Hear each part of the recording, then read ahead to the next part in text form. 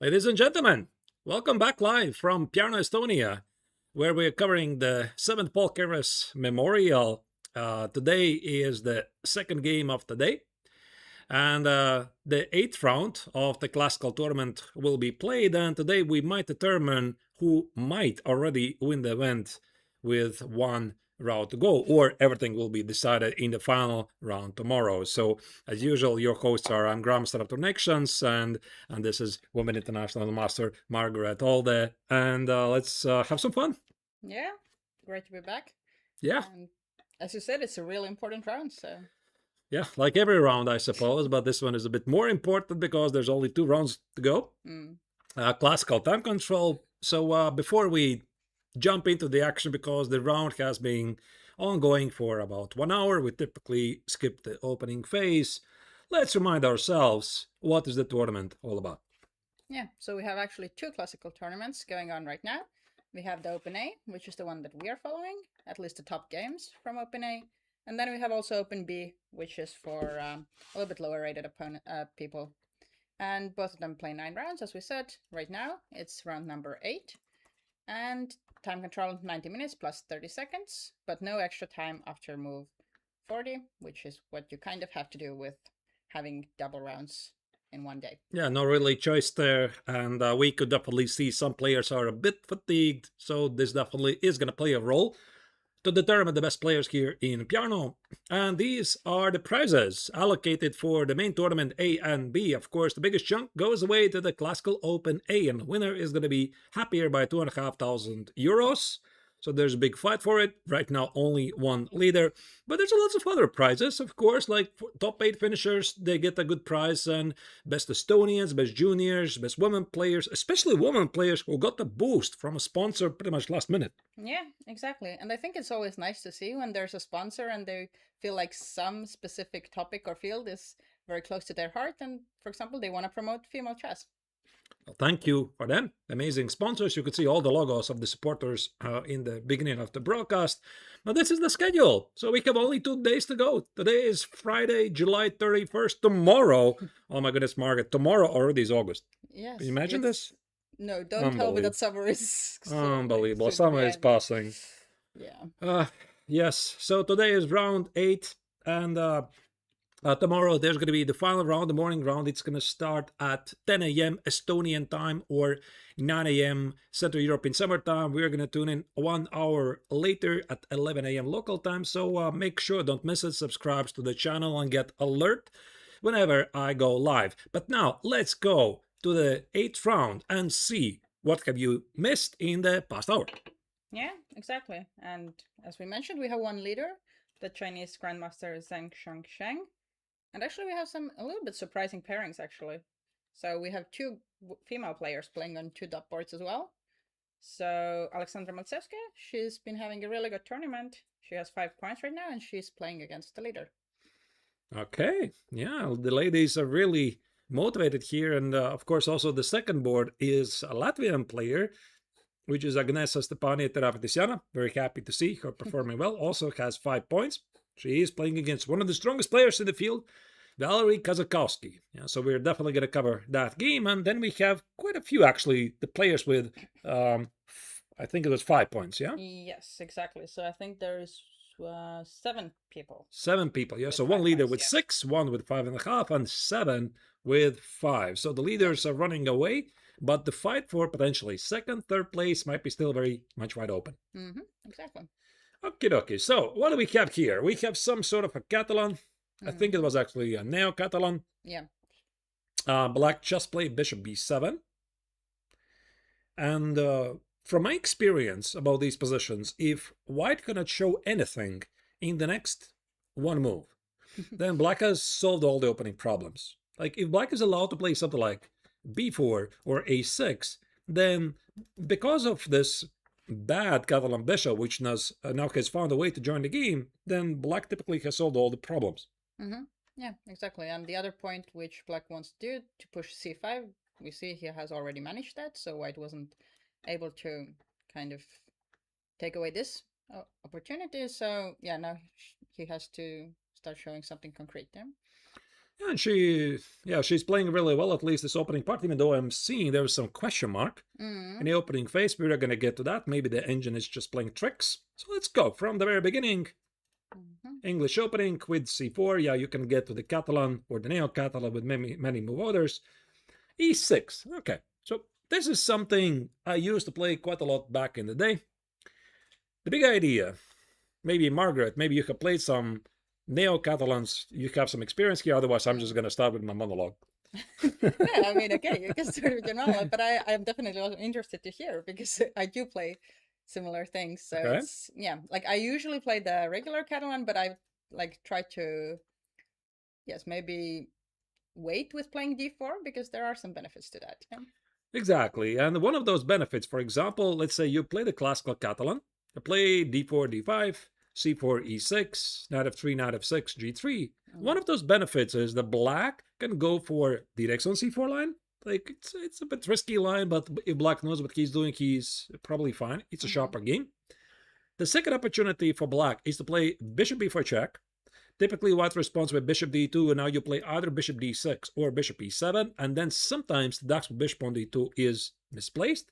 So that's why white sometimes plays the so-called Neo-Catalan, and white delays the move d4, because check this out. After knight f3, knight f6, g3, d5, bishop g2, if black does not commit to any other moves, and let's say he plays bishop e7, castles, and d4, we have essentially tricked him with the move orders, because now d takes on c4 is quite not the same, and bishop b4, well, it never happened. Yeah, exactly. I totally agree with your point. And then it might also be very concretely playing against, maybe looking what your opponent plays and then playing according to that. So maybe if she usually was some kind of a bishop before check player or some maybe close Catalan player, then yeah, she's maybe trying to trick a little bit with the move order. Definitely. Yeah, and they definitely have done some prep. This is something we do not really know, because when the players are preparing for a game, they're typically using this professional software called ChessBase.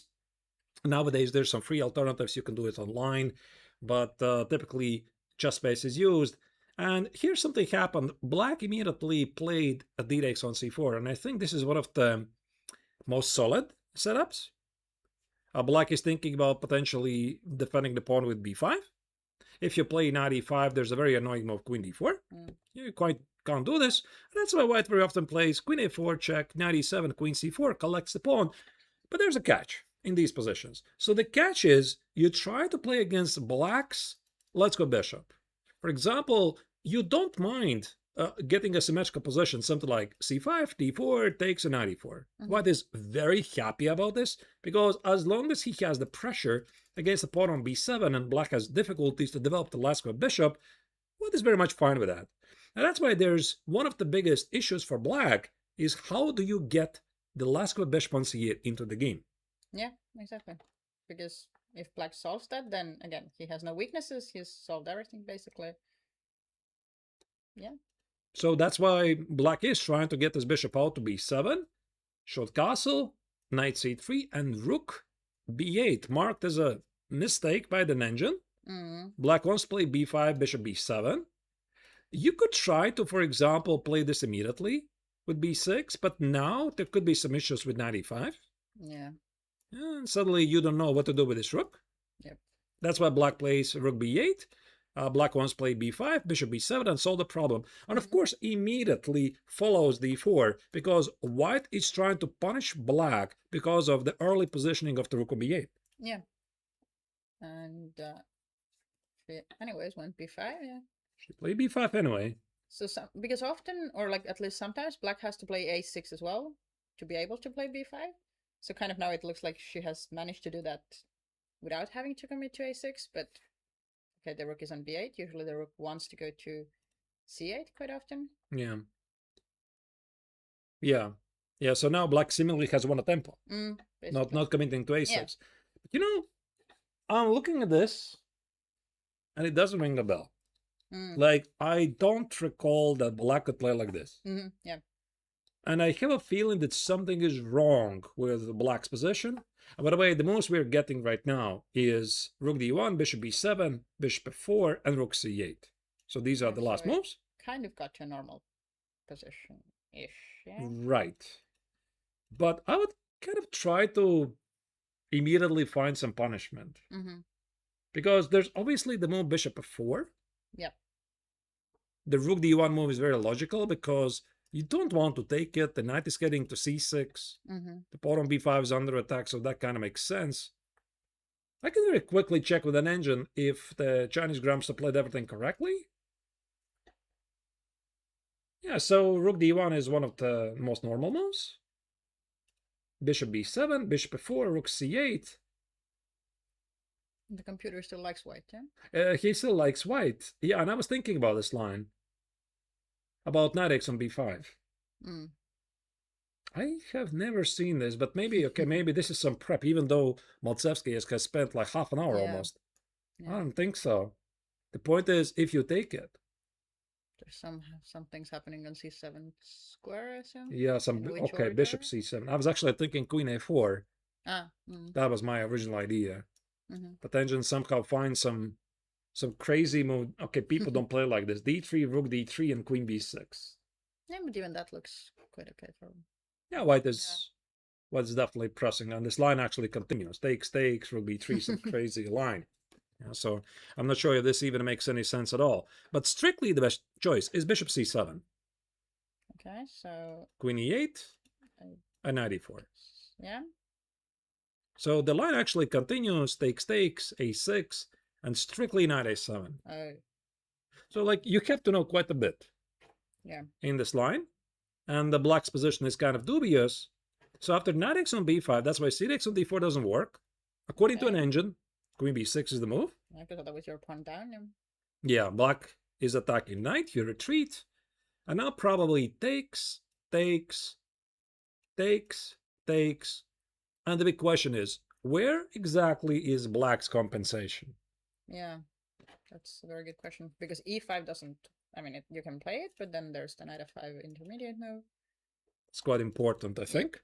Mm-hmm. And you're not in time to take the bishop. The knight to f5 is a monster. Okay, I think the engine would go something like bishop c5, try to have some pressure. I would play, or maybe actually bishop c5 is still a move. I should have checked it a bit further. Mm-hmm. Maybe knight b3, bishop takes an f2. Could I try to trap this? Well, I can try. Maybe rook d6. Yeah. I don't know. Black's position somehow feels shaky. Yeah, it's like, is it holding on or is it not holding on? Yeah, the bishop at f2 is loose. If you could save it, then probably black is fine. So, okay, I checked it with an engine, and the Chinese Grandmaster is going for this. So I'm not fully sold on this entire line, but then again, you never know. Perhaps Matsevsky has spent all of this time trying to recall the analysis, because you can pretty much make any line work. For example, you check with an engine says 0.5, 0.6 advantage to you or to the opponent. You dig it deep enough and it's always zeros. It's always zeros. It just disappears. Yeah. So that's why, even though we initially see that there's some advantage, Maltsevsky does play very quickly. So it kind of suggests that there might be some knowledge. Yeah, at least like, I don't know, okay, this is very concrete, so it's maybe not like, oh, she's seen the ideas, but yeah, I mean, she was ready for the sacrifice. Yeah, so it would seem. But where did she spend the most time? Let me check the opening phase again. So these are the, sorry, let me go to the starting position. All of this was done very quickly. This was 3 minutes. This was quickly. Rook b8 was done after 9-minute thought. d4 and b5 was instantly.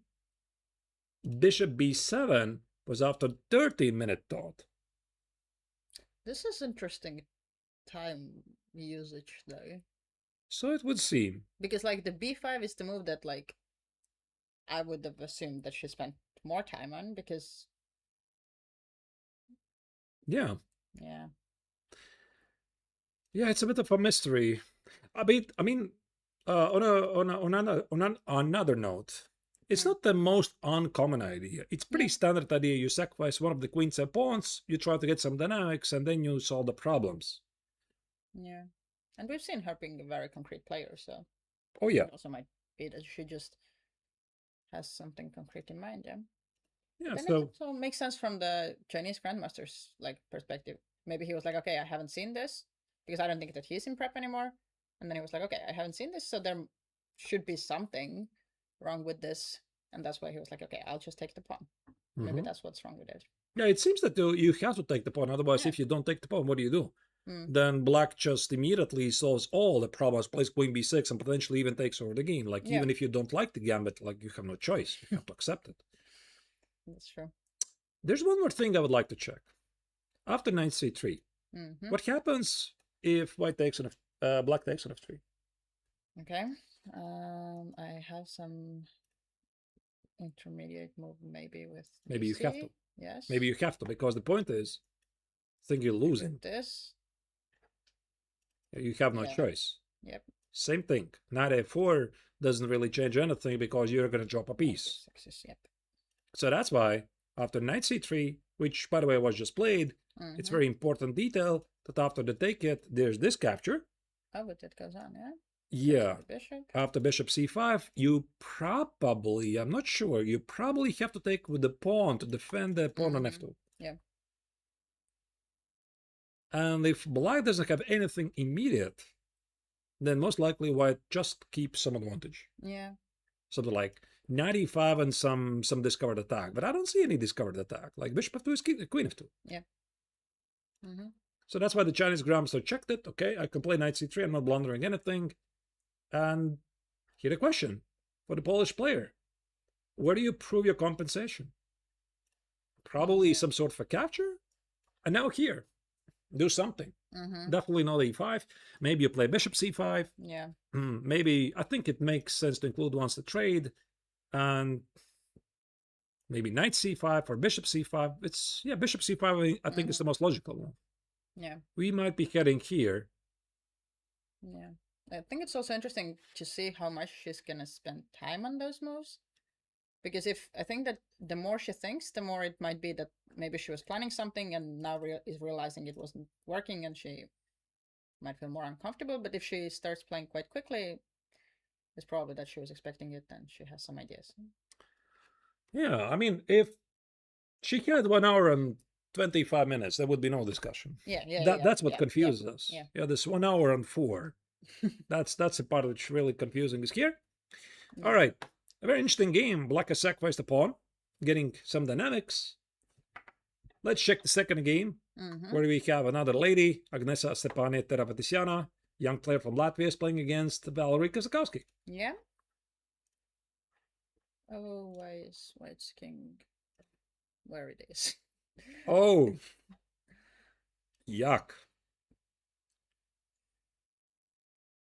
I mean, Agnesa, what are you doing here? yeah. Something is, wait, and the material balance is equal? Yeah, that's why I was like, without even counting the material first, I was like, no, I don't like this king there. But then you count this like, oh, she's not even like a pawn or anything else. Yeah, I would do this for an extra pawn, maybe. Maybe I would think about this. Yeah. But with no extra material, black is just better. Strong center. The white king is kind of weak. This is an opening disaster for white. 95. And also, by the way, the one thing we already saw by the Lithuanian grandmaster is that I really like his decision-making speed. He plays light, simple chess. Yeah. There were a couple of moments when maybe he was a bit struggling, but especially in the first round, which is totally normal. You're trying to get in the rhythm. You just arrived at the tournament. But ever since, Valerie has been like very, very confident. I think right now, Zheng Zhengsheng and Kazakowski, they are the two players who stand out from the rest. Because they just feel the better players. Yeah, I think they very deservingly are leading the tournament right now. Okay. Now we have to check how do you get to this nightmare. Yes, how to play for an advantage with black, yeah? Oh, yeah. Oh, G6. Hyper-activated dragon. Yeah, this is probably an attempt to trick white. And it makes perfect sense to play some offbeat lines that your young opponent might not know. Because I'm pretty sure that Agnesa knows what to do against open Sicilians, what to do against some sidelines, but what to do against a sideline of a sideline. G6 is not your main continuation. Yeah, so. And she went for the Sicilian Alapin type of move, C3, which is normal. Takes, takes. All of this is normal. D4, here.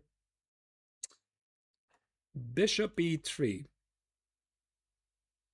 I think it's possible, but if I'm not terribly mistaken, typically white plays knight A3.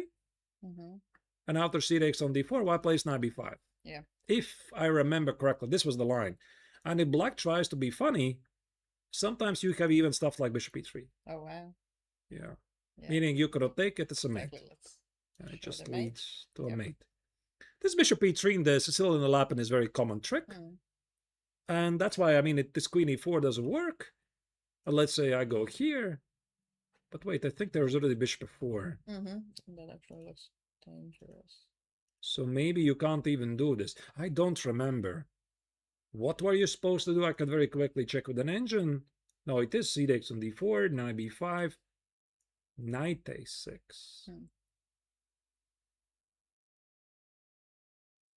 Okay, now knight e4. And now the knight is a bit weird. Yeah.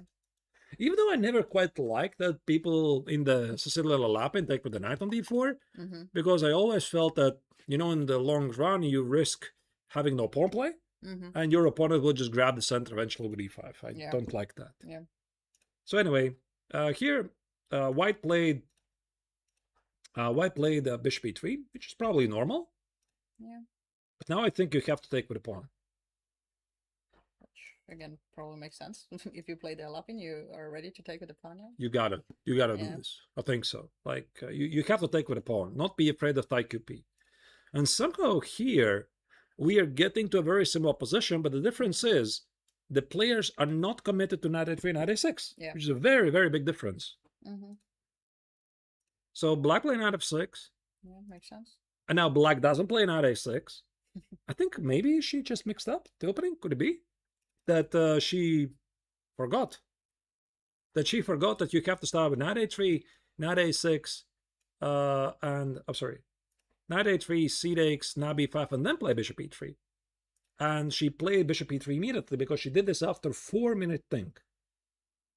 Yeah, but it's sure, but I mean, it still doesn't mean that you have to take with the bishop, right? Like, I think if c takes, it's still a. Or is there some issue why she didn't want to take with the c pawn? No, there's no issue. I don't think so. It's just, it's a choice. Yeah. It's a choice. Yeah. I mean, I think typically you want to play c takes, knight c3 without committing to bishop e3. Okay, that's, yeah. But it's not a bad move. I mean. Yeah, it's like you can't be afraid of playing with the isolated pawn if you're playing the Alapin, yeah? Yeah, you can't. So now she played knight a3, bishop c4, queen h5. Black is already really well here, about to get the bishop pair. Yeah. All the knight b5 is too slow. Should castle. Yep. Bishop e3. So she didn't want to give away that bishop? Which is kind of understandable. But I would still ask the question, what about knight g4? Some sort of a knight g4. Actually, why this is a mistake? Just a second. It's the... Is it some knight e5? No.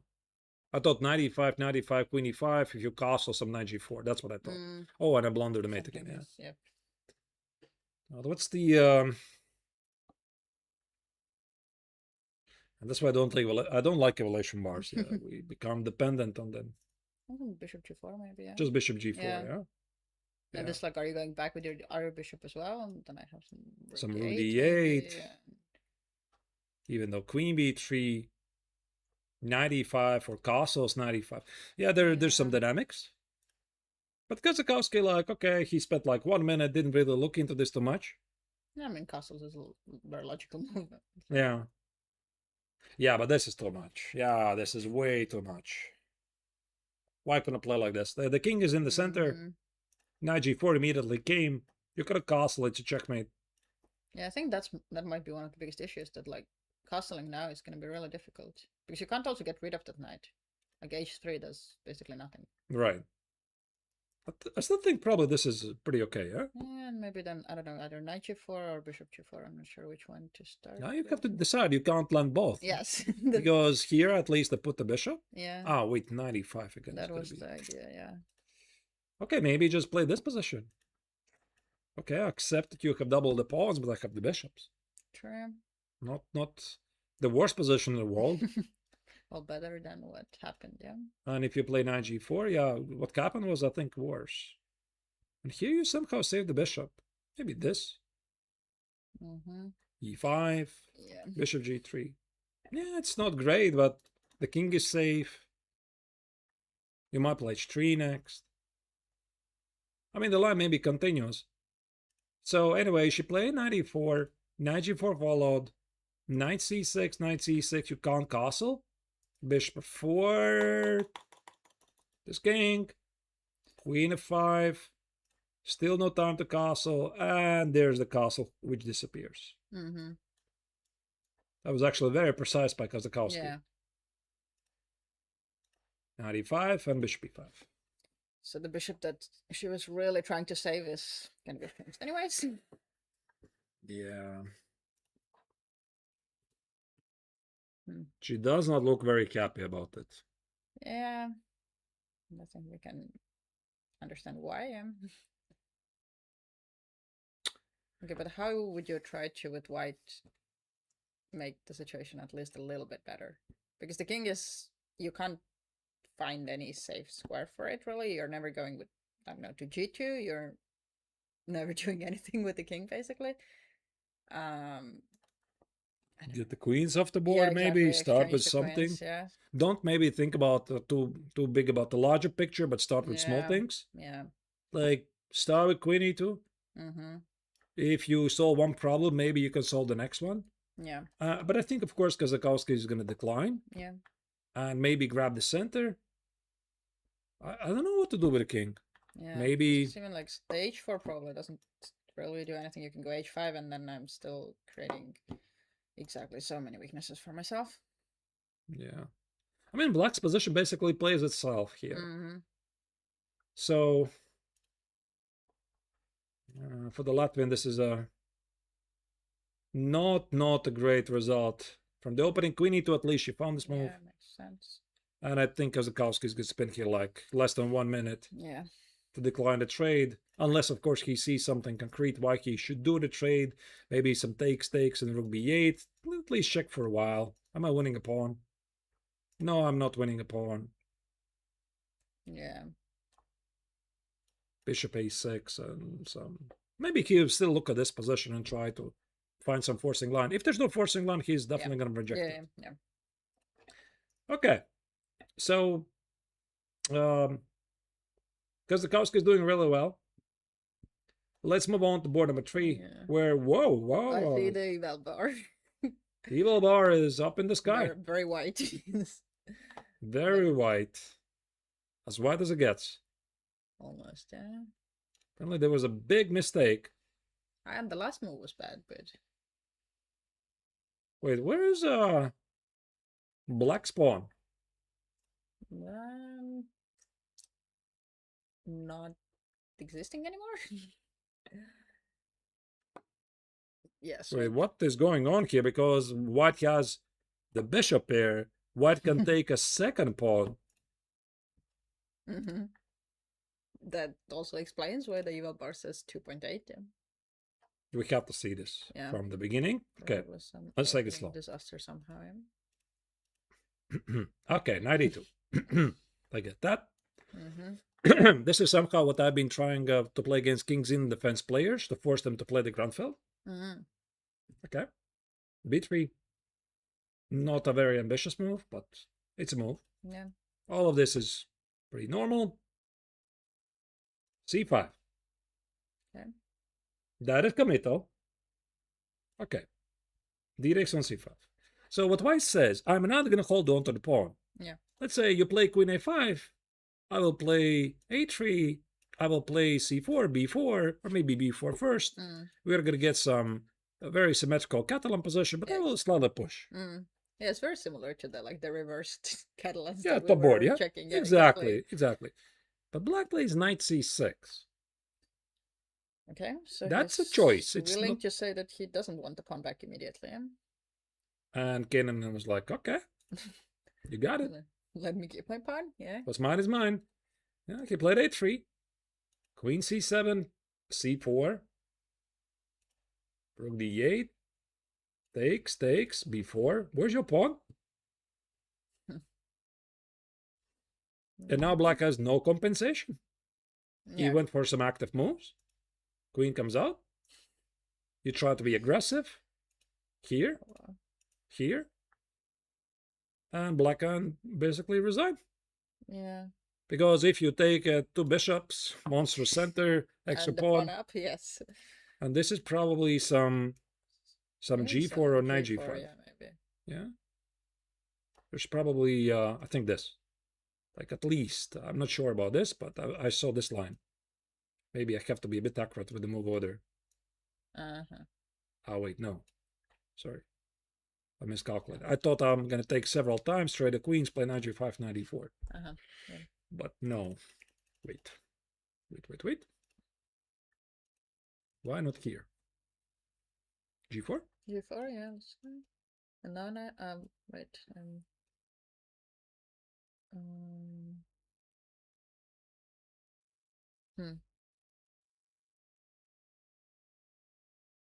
Maybe it's just... What if I just move my rook and say that, what is your thing doing? But even this seems to be quite playable, no? Yeah. But this... Maybe Q5 is something concrete, but... suggests that there's something very concrete. But even here, I don't necessarily see... Like, okay, it's a great position, but... maybe you're just winning a piece or something. So, yeah, it didn't happen. Black played e4. So it's like, if it's already a bad position, let's at least... I don't even know do what, yeah. Yeah, but I can take a second pawn if I want. Yeah, and still have the bishop pair as well. Wow. And Ezra is gone from the board. Yeah, maybe it just doesn't want to look at this What position, is going on here? I mean, I do remember how he agreed to a draw the previous round against Thomas Larushas. He had a better position. Why did he agree to draw? And now he is basically losing without the fight the next round. Yeah. Especially like if he like ends up losing it in such fashion, this feels like almost over. Yeah. Like it just went out of control completely. I mean, check this out. So c5, okay, I get that. You want to sacrifice the pawn, you will go for some dynamics. And now you realize there's no dynamics.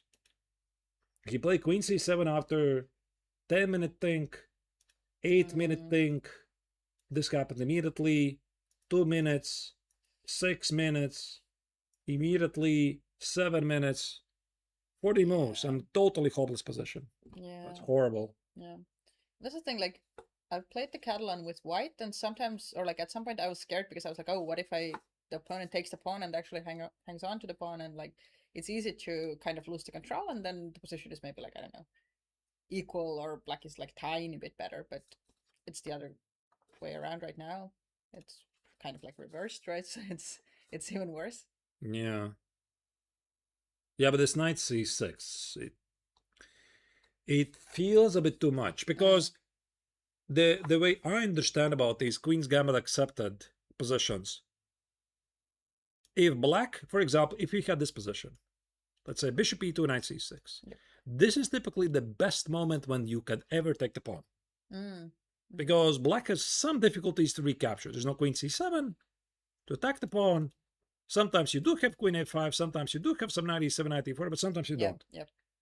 But with the knight not standing on c6, this does not look very logical, because I think first priority would be a pawn is a pawn, yeah? Like I want to take it. Like any move. Queen a5 is the minimal move. Knight e7 is the ambitious move. But after knight e7, I'm probably still going to fall. Yeah, of course, I will. Maybe you still sacrifice the pawn with some b6 at some point against some Catalan. But depends how, really. Yeah. Also, knight e4, I don't think it works. This is also a common idea in the Catalans.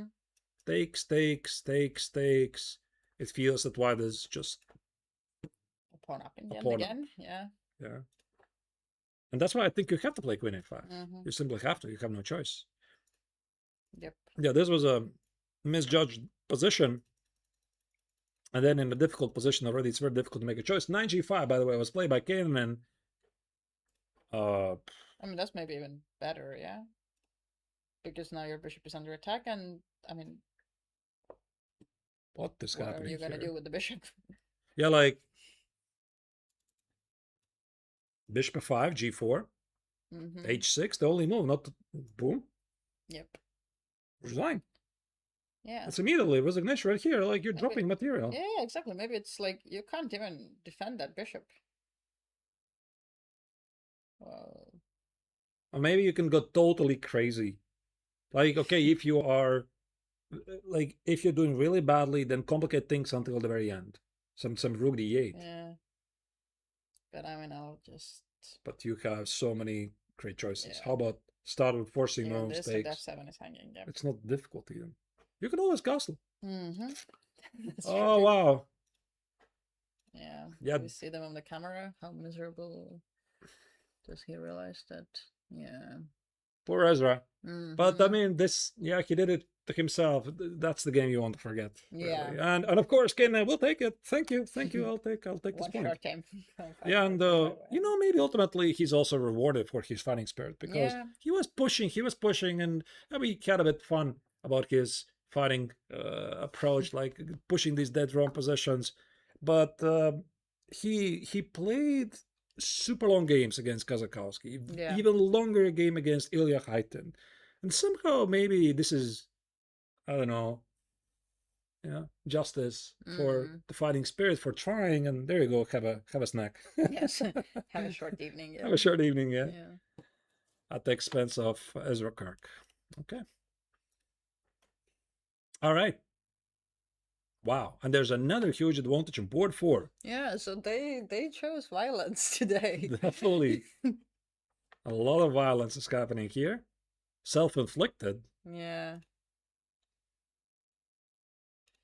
Okay. So this is Ed Avin Krekken against Nicola Ostensen. Two Norwegians have collided. Yeah. This had to happen at some point because there's quite a few of them playing here Yeah. in Piano. Yep.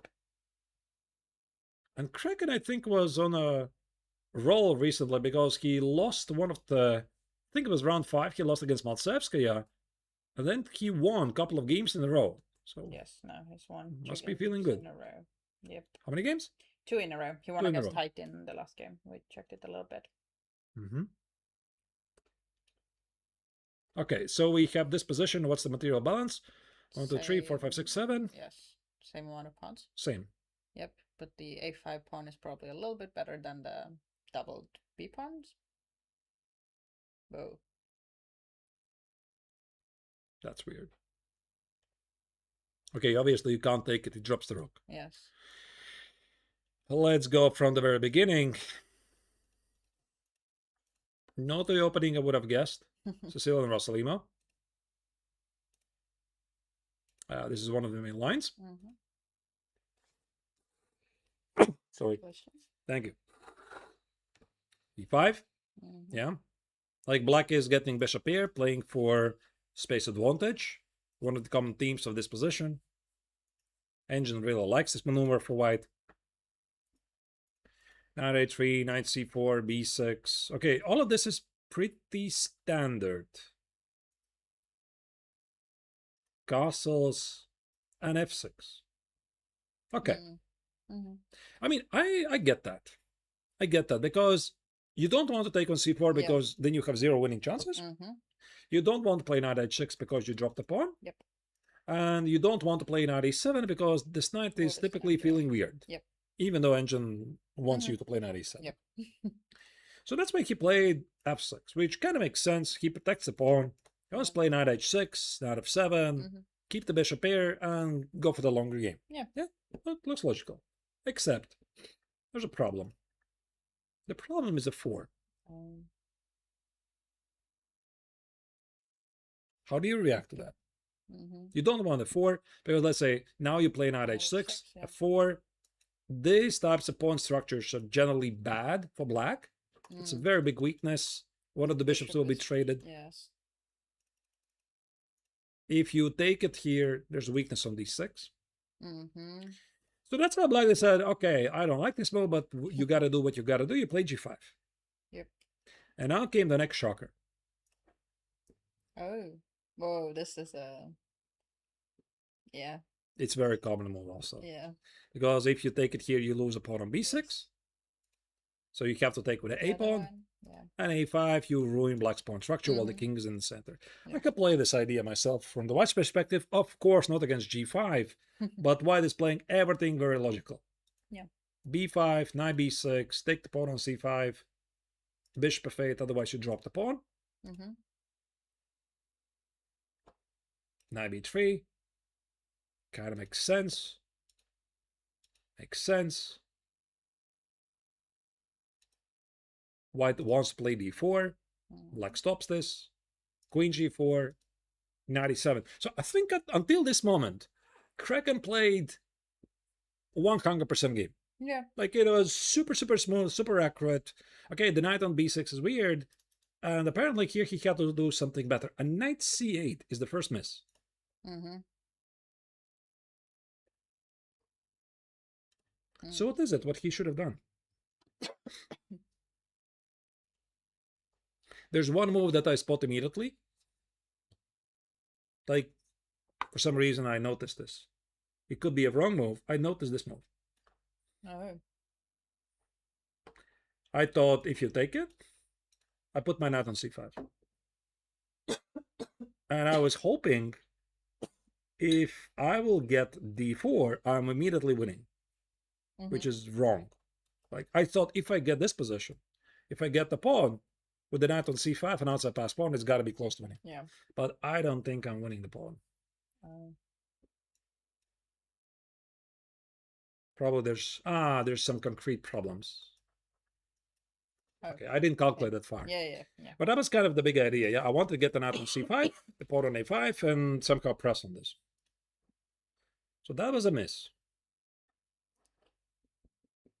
Another idea is some f4. Maybe d4. What about d4 takes and a 4? By the way, what about this one? Okay. Well, if this works, then black is done immediately. Yeah. I probably have to take with it. You can't take with the queen. Yes, I can't take. I think I get checkmated, right? There's no way you survive this. Yeah. No way. Like here, I don't know, queen e6, rook d8, queen is disconnected. It just never works. If you take with a pawn, there's a 4. And now my king is feeling a little bit, well, in danger. Actually, I thought the d4 was very logical. Open up the position. The king is stuck in the center. d4. Okay, maybe black doesn't have to take, but then it's a different story. Like king g7, you take it. It's still a 4. It's lights out. Yeah.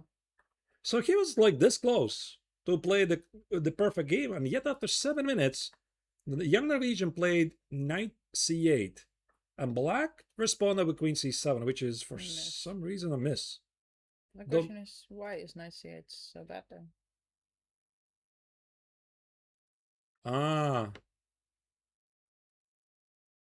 It could be h5. Okay, that's actually, quite important. And your knight is weird. Yes, and you get the pawn. You have to take. Yeah, you're all alone. Yeah. There's no scores for the takes. Pawn down, but the knight is somehow get to this knight. I mean, I can trade it, but then I guess the a5 pawn is going to be weak instead of queening. How do you trade it? c5 is knight b5. Knight c7. I'm somehow escaping. Maybe this. Yeah. And this. Yep.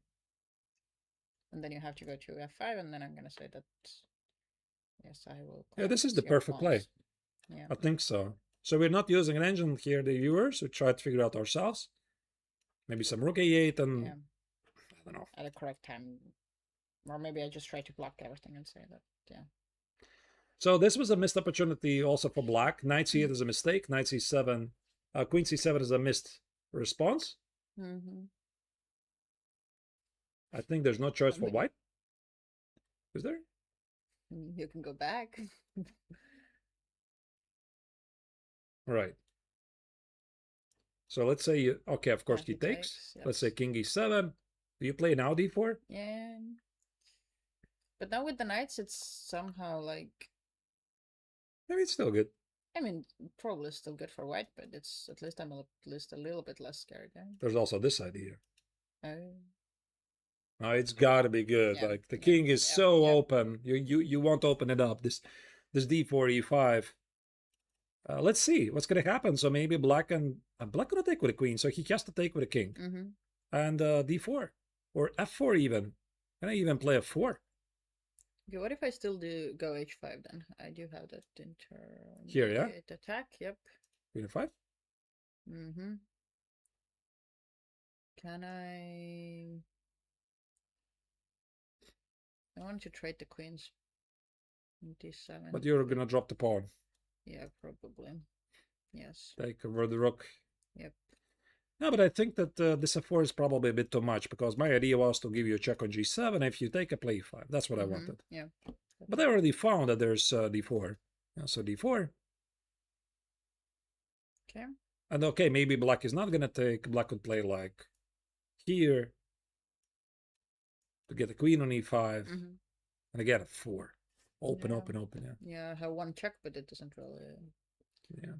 lead anywhere. So black missed an opportunity to stay alive, and now white has this amazing opportunity to rip apart black's position.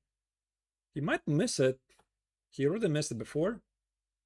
I mean, he has 33 minutes in, so half an hour time deficit as well. Not a lot of time. I mean, I don't know, compared to the opponent. Okay.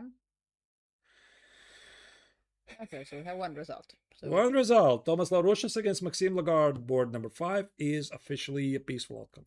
Yeah, I guess somehow this one makes the most sense.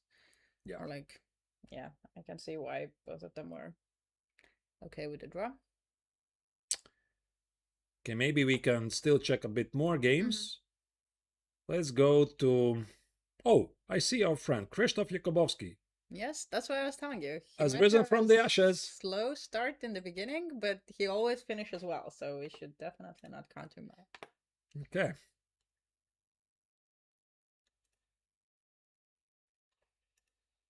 Let's see if we can get an overview camera. So we have the board cameras for 4 boards, 4 top boards. As you can see, this is the main playing menu, which accommodates both Open A and Open B. Now, Open B actually is another hole, I think, yeah? Or part of it, yeah. Part of we it, can, yeah? like the first boards of Open B, I think, are in the left corner on that camera, so we can see a little bit. So the top tables in the Open A, they are next to this blue banner, which maybe you recognize from a distance. I think this is where second board at least plays very, very often. And the first one as well. I think you can see the Parnu logo. Yeah, it's the Parnu City banner. Okay. So what do we have here? Haydn had a terrible last round game. Yeah. And again, I know this time, that game he played with white. And Jakubowski has won how many games in a row? Probably like 2, yeah? Let me check. Yeah, 2 games in a row. 2 games, yeah. Yep. Okay. Yeah, the very bad start. But he's recovering. He's here with the family, enjoying the time. I mean, I think one of the games that he lost, at least we saw a similar. He was just going with his pawns on the king side, and so he likes those attacks, checkmating attacks. Who doesn't? Fair enough. I also like... Okay, so he wants to open up the king side. Yeah. He wants to get to the king. We have king's position on the other side of the board, which usually means violence. So black probably is going to play like this. Yep. And there's going to be g6. Okay, and now do I try to close this? But then h5 is going to potentially become weak, right? Yeah, actually, how do you defend? It might be even worse than just one pawn. Yeah, I'm just getting checkmated. Oh, yeah. Actually, how do you play? Because this g4, g5 is suddenly very forward. And I'm also quite baffled by the engine. It says that this is equal.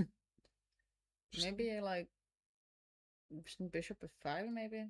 Try to exchange those bishops somehow and say that it's okay. Oh, there must be some concrete ideas. Hmm. Okay. And if I go here?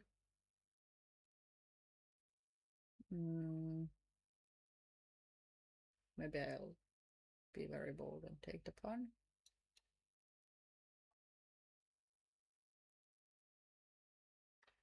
Maybe you're right. I had some crazy ideas with rook g6, but it does cost the rook, yeah? Mm-hmm. Takes and takes and... Furious is equal, eh? Yeah, I don't know, like, this bishop is very I strong. mean, yeah, it's still very scary. You could give it up. At some point, I'll probably sack it back. Yep. Yeah, go for counterattack. Actually, I'm not so bad. Look at this. I'm pretty good at guessing the moves. Yeah. And black is safe. Yeah. Wow. So it's against some concrete stuff. I can't hide in this long time. Yeah. 27 minutes. Mm-hmm. Move 16. And those are not the positions you want to play with very low time. No. But I think there's no choice. He has to play h5. You won't play h5 to play g6. You have to close the position. h5 also disconnects the knight on h2. You can't use the knight for the attack, at least immediately. Yep. I mean, okay, maybe why does he have to play g6? I'm pretty sure that Jakubowski is going to blitz out g6 here. Anything else? Maybe bring this knight in the game somehow? With an idea. Why is this so? I have no idea. Like, I was thinking that I want to get knight g3, knight e4 something. Yeah. But probably it's very slow. I don't think this pawn matters. Maybe there's some queen a4. No. Queen a4, a3, and some very concrete stuff. Yeah, probably something like this. Yeah. Okay.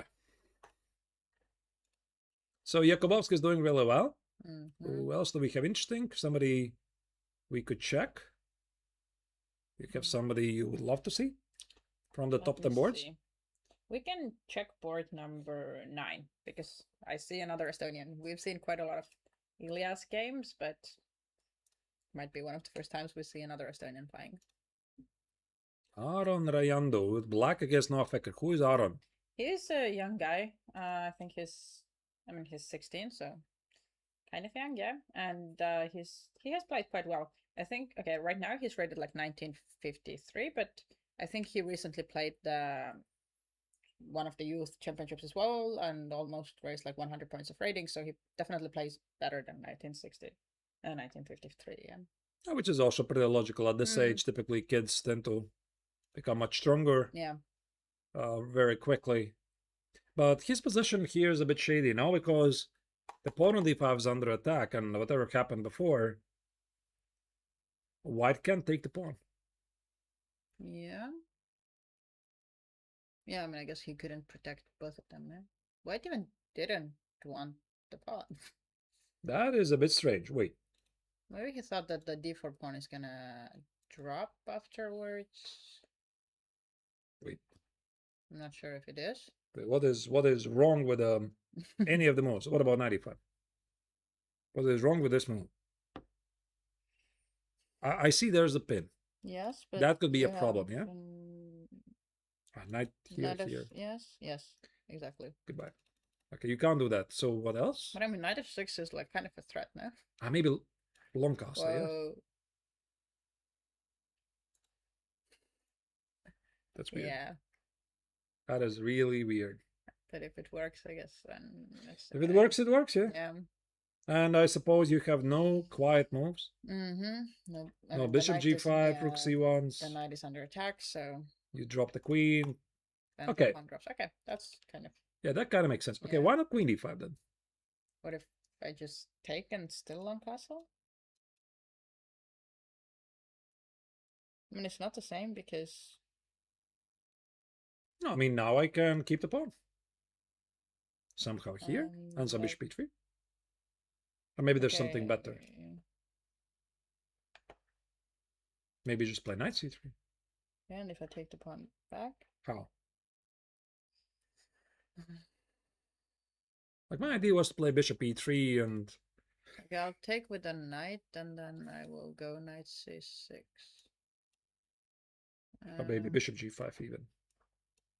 That's annoying, actually. So you have to take with the rook. Yeah. Rook takes. And I thought I have some pressure here, but yeah, I see the engine, it says it's not a big deal. So there was a miss apparently. And after 95, long castle, we're missing something.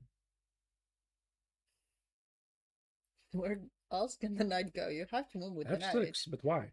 Yeah, it's a weird move, yeah. That's what the engine says, I just checked it. Knight F6. But why? What? Okay, and if I take now, then it's... Because maybe there's just no better square.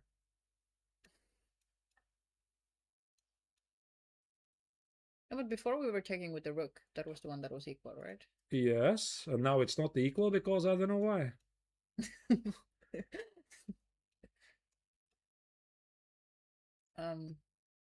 Maybe some 97 difference somewhere. Okay, it's some computer chess. I don't understand this. I don't understand this, but yeah, this bishop e3 was a bit strange. I would have thought you want to win the pawn. It's probably doing pretty well anyway. Yeah, because I think then also rook d8 was marked as a question mark, so probably black had something concrete instead of that. Yeah? Right. White bishop e3 was not accurate. So queen d7 probably is necessary.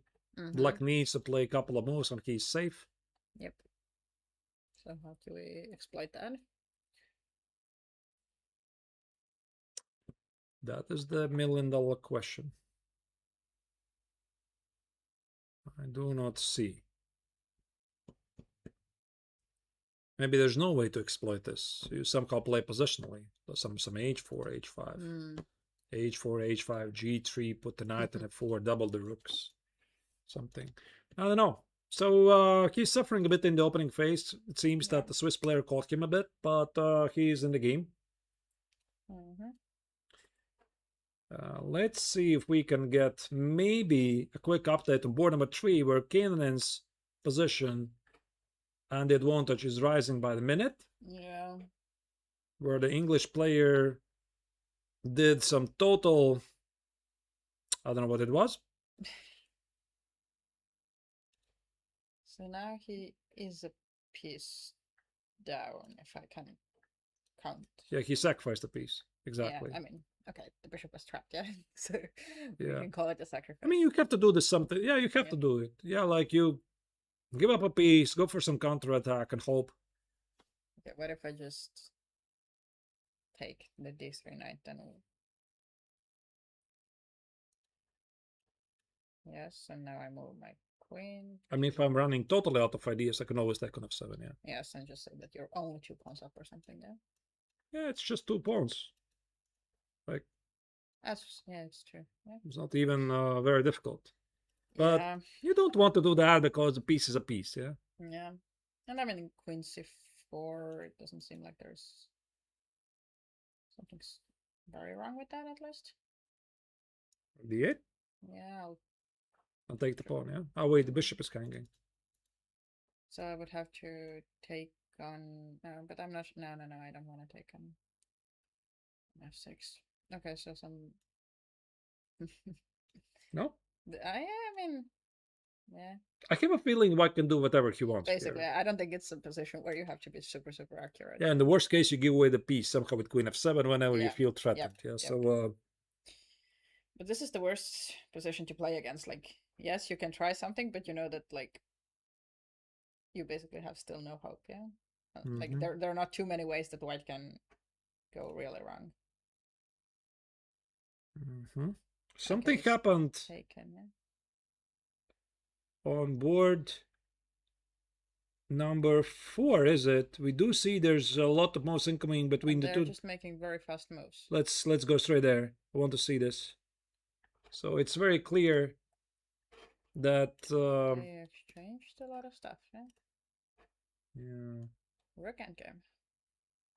It's very clear that Kananen is going to win, but wait, how did they get here? So they exchanged the queens somehow, yeah? There was a d4 push, by the way. So he did find it. Queen d7.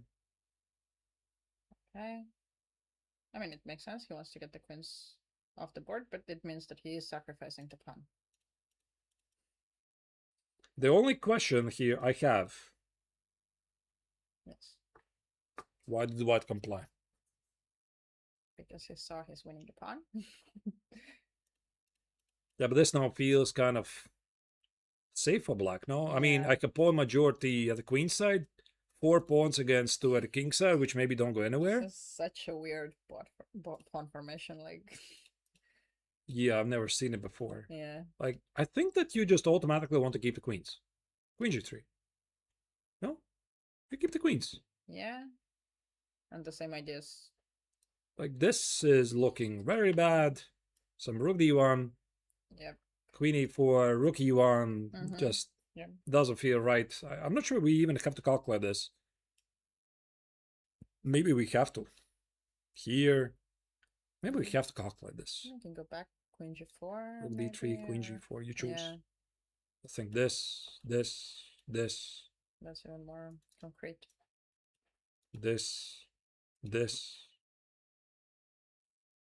could be good. Gonna be good for black, yeah? Yeah. I mean, you probably Here. have to get checkmated. Yes. And I thought after queen g3, if you take it again, there's e5. Yeah. e5, fork, Yeah. open. But okay, you know, it's very easy to recommend this when you're sitting there with a cup of coffee. Yes. And You're seeing the question marks. seeing Yes. question marks, and you're looking for Yeah. reputations. But I have a feeling that Austenson got away for a very cheap price. Like, his king is so weak. So for Kraken, it made sense to fire up things. That here would have missed this before. Once again, yeah, this knight c8, immediately d4, d4, Yeah. e5. The knight on b6 is actually a great attacking piece. Yeah. So he did it this way, which probably is also good. But again, you want to keep the queens. And queen e6 was, I think, pretty smart move by Austenson, because maybe he felt that black is a bit lower in the clock. He wants to go to this extra pawn or king game. And he did. This is still a 3-result game. Because if those pawns start marching forward, it's not so clear. Yeah, it might become scary, especially with white having only 20... Okay, it's 29 minutes, so it's... Like this, no yeah? big issues yet, but... Yeah, I mean, the king activity, yeah. This can another way. I don't like this choice by Avind. Trading the queens, but... Okay. What's done is done. Which game do we still check? We probably have to go back to make a full circle, yeah? One, maybe, yeah. The first one. Okay. Okay, let's go. Zheng Shengsheng against Alexander Maltsevskaya. Top board. The Chinese Grandmaster is the sole leader of the event. Yeah. Maltsevskaya is 1 point behind her. This is something that we basically looked at, no? Maybe with 1 or 2 moves included, but... I think we looked exactly at this position. Rook d6 we had on the board, right? Like, we kind of suggested it, and then they got there anyway. Yeah. So the last moves we did not see being played were c takes, bishop g2, bishop c5. All of this is super logical. Now b3. Yep. Black has probably no choice. Very brave move here. And rook d6. There we go. Okay, so she basically got the pawn back, yeah? But no... How are you keeping your bishop alive is the first question. You can't. I think you can't. You have to sacrifice it. Valid point. So... And you have to go for some gambit. Let's say this. Okay, I will take. Yep. Yep. And now I'm thinking some knight g4, e5, and pray it works. Like, I have no idea. I don't see what else you can do. Like this. Wherever you put the bishop. I don't know where you put the bishop. This? No? What? Why not? Or maybe... Ah, wait, rook c3. Yeah, exactly. Oh. Okay, but then this is already... Do you even have to go with d5? Because you might want to do that immediately. Does it not work? Queen b7 takes, but then the bishop protects the rook. Oh. So if you take this and give knight e4 check, yeah. Again, it really depends where the king goes. Because there's queen b6 check in the very end. Here. Takes, takes. And this check is nothing.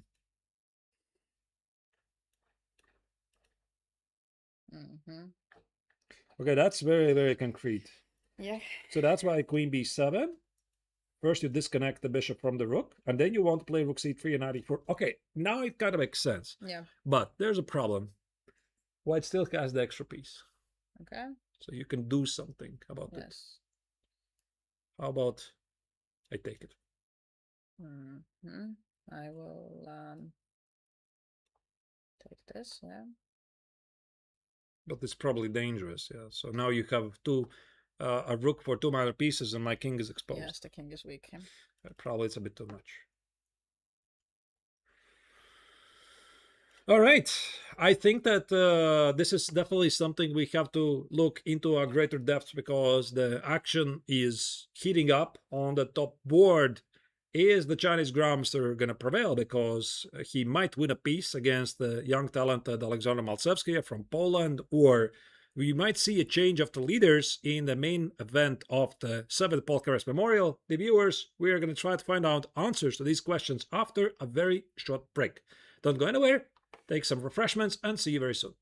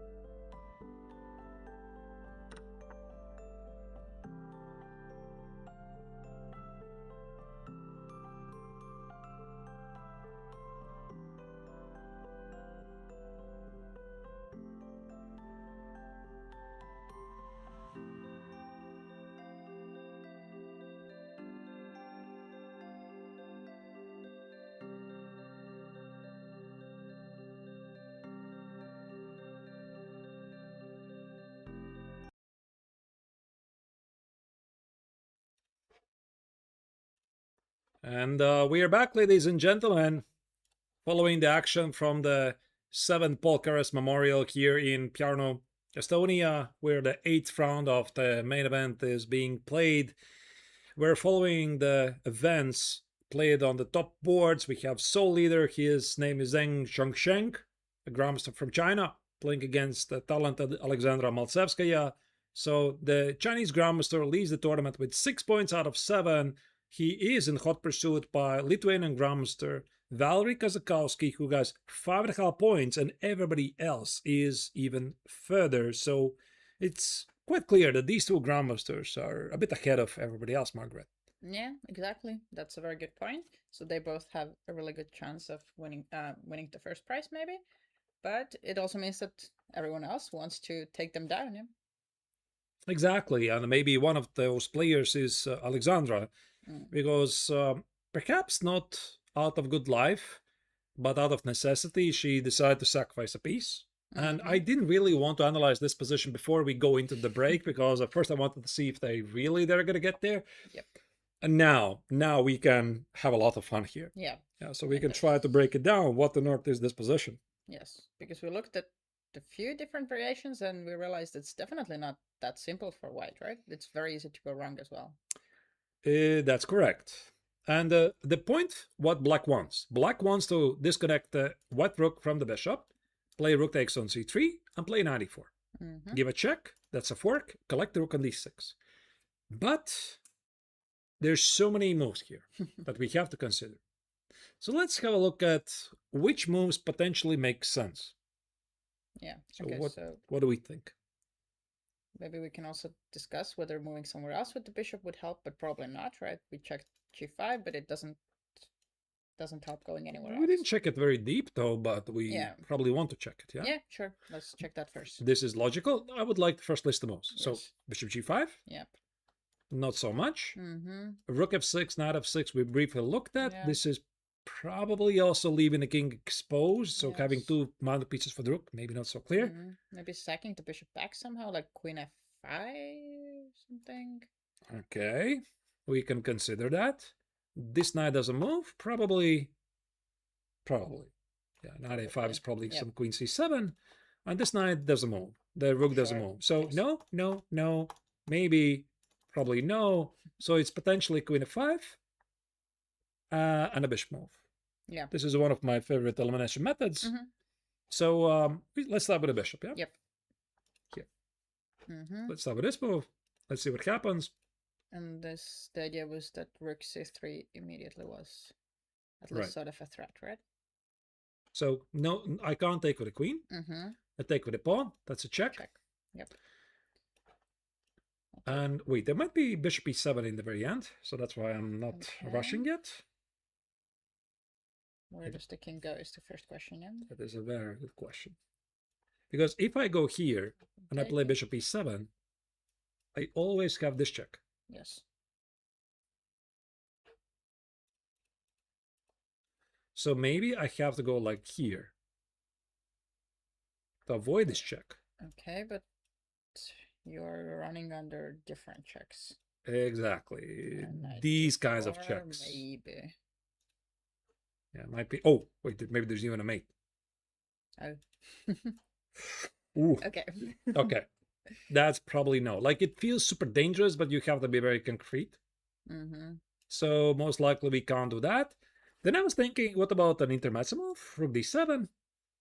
Okay. But there's queen b6. Yes, that's quite easy to calculate. Yeah, intermezzo with intermezzo, so it doesn't work. So bishop g5, rook c3 seems to be quite clear. Yeah.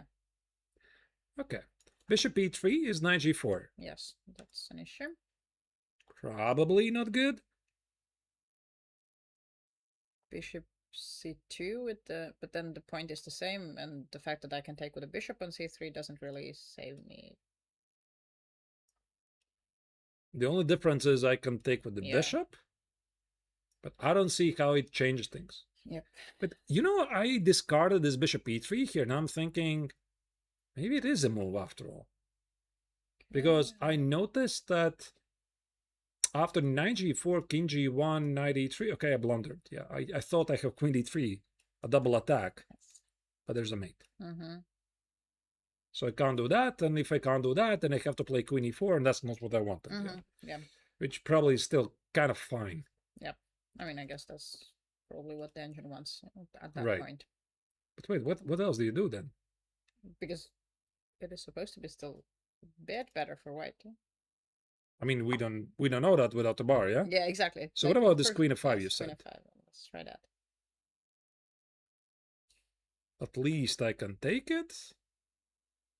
Yeah, but this feels like it's a lot of compensation for black. Yeah, like you're down a pawn, the king is weak, a bit weird pieces. You don't calculate this very deep. And by the way, this might still happen. Yeah, true. We must be missing something. So what is it? Bishop move, rook move, queen move.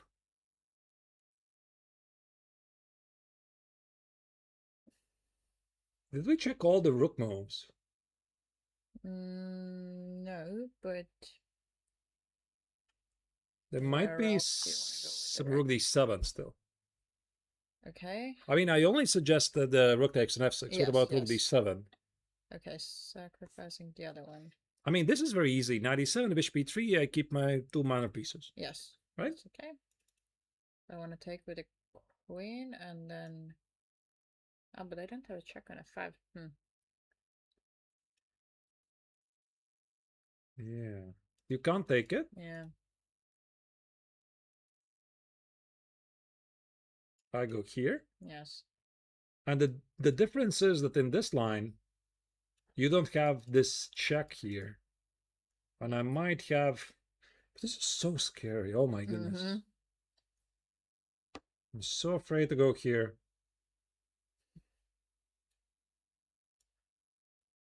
King g2, yeah?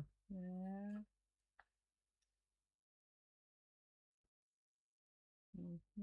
Some h3 and bishop d2. Queen b7, some e4. I don't know about this. Yeah, it's definitely scary. It's very scary. And there's also some other moves after this move. I thought, what about some knight g4? I'm not sure if it's important move or not. Intermezzo, you can't go here. Yep. Then I thought, if you go here, what about another intermezzo move? Like you might just get checkmated there.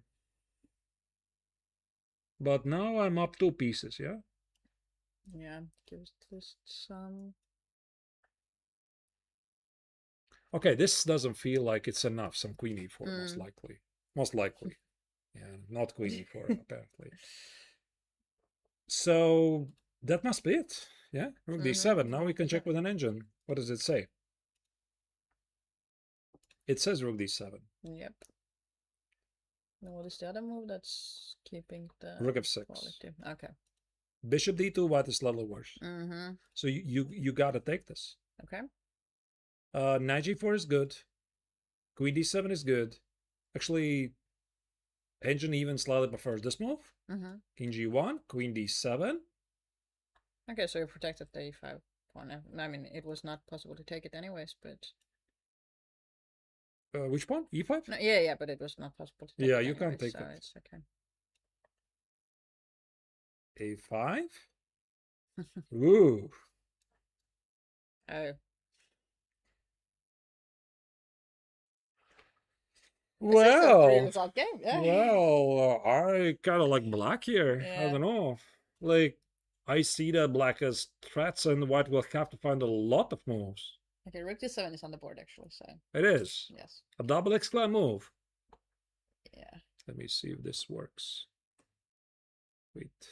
It doesn't work. There was this trick. You're trying to give it some emoji? Yeah, there was... Do you know this? No. Okay. Actually, I have a feeling it will be black who is going to do all of this. Yeah. And there's some cool features by Chess.com broadcast. Nice. One of the producers showed me during meal. So I think another one was... I've seen the dead emojis. There was the hit the table, but I don't remember how you do this. I forgot it. Okay. Doesn't matter. Okay, rook d7. He found it. What a move. What a game. What a game. So we might be heading to the sequence, yeah? The other line was queen d7.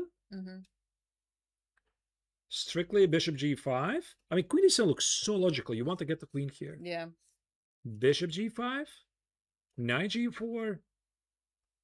King g2. h6 here, f5. Yeah. That's what the engine says. White plays the only move, queen d3, like to keep the advantage, and somehow gets the queens off the board with queen d5. Yeah. But even this position from afar looks so unclear.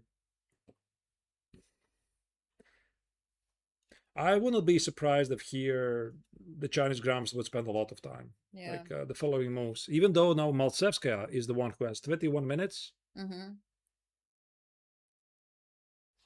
Very, very interesting game so far. Could also be, I think that this game not only could be important for the tournament, it could be of some important theoretical value. Because this entire sequence, rook b8, b5, give up the pawn, take on f2, sacrifice, I think it's very high level stuff. Yeah, so I can far. actually check whether the rook b8 has been. Somebody could be already playing this before, this, because yeah. all of this is so forcing. Yeah. Very interesting. Okay, so, yeah, press F to hit the board, yeah? There you go. Do you know this? Oh. Then they switched the places. Wow, okay. Yes, that's Magnus effect. I'm not a fan of the gesture, by the way. Mm. Like we're talking about this famous table slam by Magnus against Gukesh. I don't think he shouldn't have done that. I don't support that, if you ask me. But yeah, it went viral, whatever. But whatever. Okay, so we kept this game. Rook takes on d7 is an amazing move. Agnesa Stepanita Repeticiana is lost against Kazakowski. Wow. Yeah, I think we kind of saw that she was struggling. Yeah, but not lost. Not that bad, yeah. Not that bad.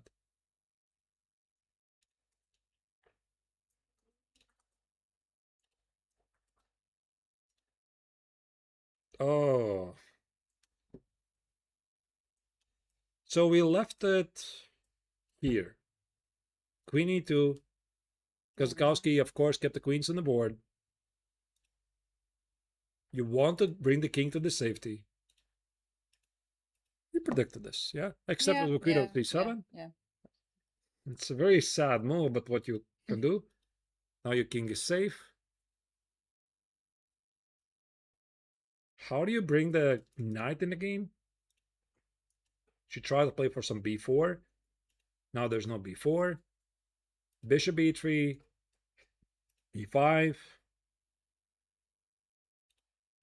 No queen trade. Oh.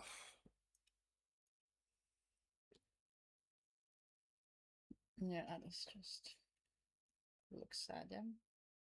She looks just demoralized. This must be one of the worst games she has played lately.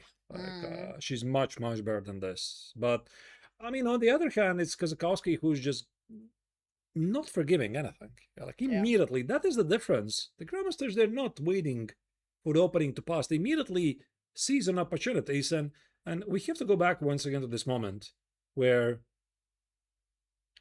right here, like, White's position is a bit strange, but it doesn't seem it's a big deal. Yeah. So knight g4, okay, you get the bishop here. Bishop f4. You would think you play something like e5, grab the center. Very accurate queen f5. Force the white king to stay in the center. Yeah. Get the bishop here. Avoid a queen trade. Create problems. Don't allow the white king to escape. Weaken it further. White wants to bring the knight in again. You stop it. White wants to play b4. You stop it. You just don't give any chance for white to get in the game. And white's moves are just very difficult to find. The position becomes worse and worse by every move. Yeah, and black's moves were all super logical. Like he was just kind of reacting to, like, trying to make all the things that white was trying to do, like make them impossible. Yeah, I think black is just winning on the spot with something like bishop g4. Bishop g4, you probably cannot take it. Rook b2. That's lights out. Yep. I don't think this is holding. Queen of 2, don't forget this queen. King h1, queen of 2. Good night. That's going to be a mate. And if you don't do that, you can try to go for a queen trade, and black actually could say, okay, I still have a killing attack. Yeah. Rook d2 is incoming. Yeah. I think bishop g4 is super straightforward, and Kazakowski already sees this most likely. He's just trying to work out where's the forcing win. I mean, he's such a beast for 54 minutes. And the race for winning the tournament is like between essentially him and Zheng, yeah? Yeah, and they played against each other, so... He's trying really hard to catch up with the Chinese Grandmaster. But the Chinese Grandmaster might win his game anyway. Yep. Not a good round so far for Agnesa, but... yeah, it started with a misplayed opening, I suppose. Okay, yeah, I expect that bishop g4 is going to happen here, and... or maybe there's something else. Is there something else? I mean, you can like, it's not like white is creating a threat, right? So you can probably also... like rook e8 and then do this? No, but why would you leave the d file? Yeah, or try to maybe double the rooks on the d file, get rook to 2. e3 also could be a move. It's also great. Yeah, that's true. Actually, that might be even more forcing. I don't know. I think everything is just very bad. Yeah. All right. That's a game for white to forget. Yeah. But there's another game for black to forget, and that's Tovakin versus Ezra Kirk. Yeah.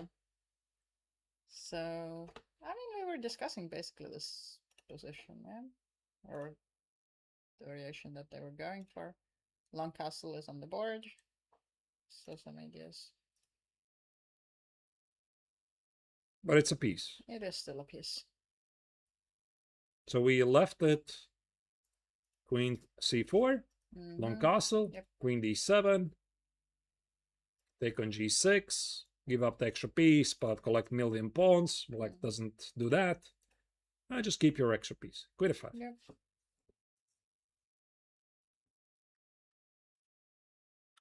So what's the fastest way to win this? That's a great question. Is there some way to force things? I was trying to do that, but let's say you take it, yeah? Yeah. I take it. Yeah. There's too many things to calculate in such a winning position, yeah? Right. Again, if we exchange everything, then you're gonna be an exchange up, and that's enough. Yeah, black is down so much material here. He just played it simple. He protected his knight that was hanging. I guess you can't really take an f2 anyways. Yeah, okay. Like, I'm also thinking I would be too lazy even to calculate this, because in my mind, this game is over. It's already over a long time ago. I have the piece. I have the extra pawn. So why we aren't playing this? Like, that's what I would be thinking. Yeah, so knight e4, I just have to calculate the capture, intermezzo, why I'm doing this? Yeah, just play h4. Yeah. Of course. Makes perfect sense. Yep.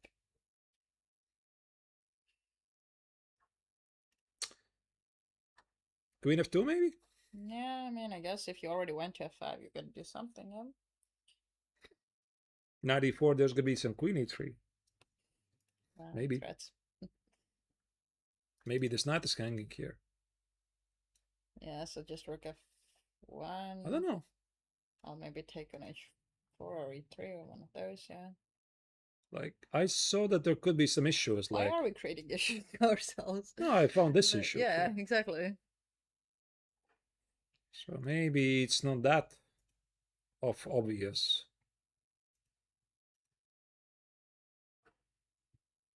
Can I just Trade? Yeah. And that's a good move, actually. Yeah, park the knight on d6. Protect the pawn. Mm-hmm. You can't trade the queens. Yeah. Yeah, queen Okay. f2 is on the board. But yeah, he had basically nothing else to do, really. Of course.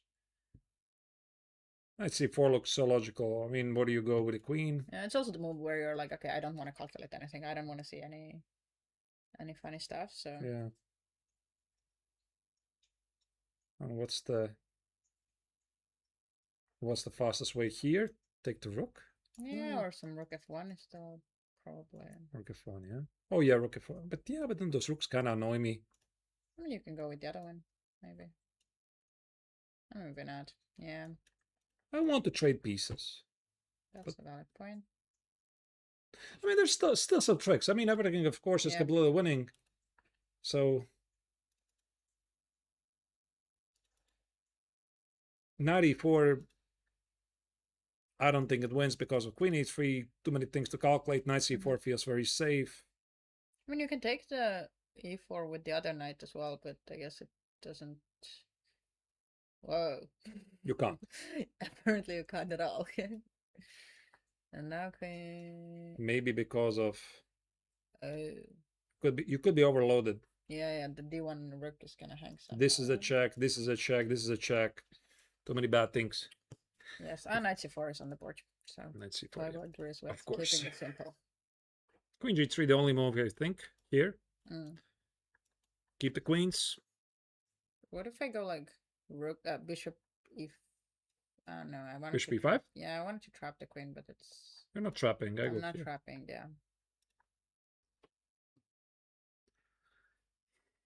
Maybe you're right. Maybe it's something like rook f1. The king is feeling safe. You're threatening to win a piece. The queen is disconnected. Black could go some b5. Try to get to this pawn. Takes, and Can probably take to f6. take on f6. Maybe try to complicate. Yeah, you have to take, otherwise the rook is gone. Play b5, and it could finish something like this. And white will find a way to capitalize on those two extra pieces. Again, maybe the simplest one is some queen f2. Yeah. Give away the Back, one right. piece, keep the other, take on whatever, and that's going to be a mate. Mm-hmm. So we don't expect this game to continue for too long. It's also a game for one of the players to forget. And I think at the stage it's definitely tiredness. Mm-hmm. Or maybe it's a bit hard for some to concentrate on the game because, yeah, I had this feeling when I had today this lunch. Mm-hmm. On the street where so many food vendors, there's live music, etc. And I'm sitting there, I'm thinking, why on earth I'm doing the commentary? Where you're not just having a vacation, yeah? Yeah, like it was so nice. And the weather was perfect today. It was like some 27 degrees Celsius. Yes, but that's also the good part because it's next to the sea, so it's not like some 27 is like you're really sweating and not enjoying, but this is a good. Maybe some of the players are thinking exactly like that, especially those who are not doing that well. Kyle, listen, just so the La Rousse's Lagarde draw was that, yeah. One of those enjoy games. the weather. Yeah, it could be. Yeah, you still want to enjoy a bit the good times here. We saw Queen G3 being played. Rook F1 is a move. There could be many other moves. Maybe there's something. Can I force things? By the way, can I take it here? Well, I guess it's. Is this difficult? If it works, then it works. But why it wouldn't work? That's true. The rook is under attack. No, it's just immediately lights out. Okay. I think it's just bishop f6. It's not even difficult, yeah? So, takes. It's a bit anti-positional move, but if it works, it works. Yeah. There's no attack on c3. The knight protects it. Yep. No, I think there's a resignation right here. Yeah, and if you take the d1 rook before, then I mean we're just exchanging both of the rooks, and then you just transpose to winning endgame with an extra piece. Could be. We could be seeing the final moves of this game here. Bishop takes at f6. Seems to be working. Let me see if I can see any other updates. Let's maybe go to the game of Zheng Shengsheng, obviously, against Alexander Maltsevsky. That could be one of the most exciting games of the round. Whoa. Oh, okay. Because the eval bar went up first and then it came back down. I also checked the opening actually from ChessBase. Yes. And Rook b8 has been played 4 times in total. 3 of them have actually been like pretty strong players. And it's interesting, 2 of the black players are female players. So it's played by Monika Sochka and Maria Rabice. Which, I mean, the results are not great. So white won all the 4 games. But, you know, sometimes it might be that female players, they follow each other's games. They've seen some interesting ideas. So. But they're probably part of the national team. Yeah, that's true also. Monika Sochko and Alexandra Maltsevska, they are part of the Polish national team. True. So this could be, I mean, I could be wrong. It could be a coincidence, but this could be also part of some camp prep. True. I wouldn't be surprised because this sometimes happens. Like we have also had some, even though a long time ago we were brainstorming all the Latvian grandmasters, like we would throw around some ideas in the Cecil and Tamanov, and then you're sitting there years later, you're trying to recall what did we discuss in that camp, and maybe this is what explains Alexandra's spent time in opening phase. She's just trying to recall. Maybe she had something in common with Monika Sochko. I wouldn't be surprised about this. Yeah, that's true. I mean, that game was like 4 years ago, so I'm actually not sure if Alexandra was at that point playing for Poland yet. But I mean, there are different, like some of those ideas. And at which moment did they divert?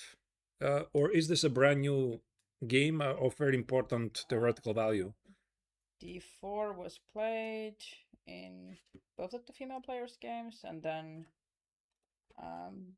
did Alexandra play B5 immediately? Yeah? After let me D4. check. Let me check the opening once again.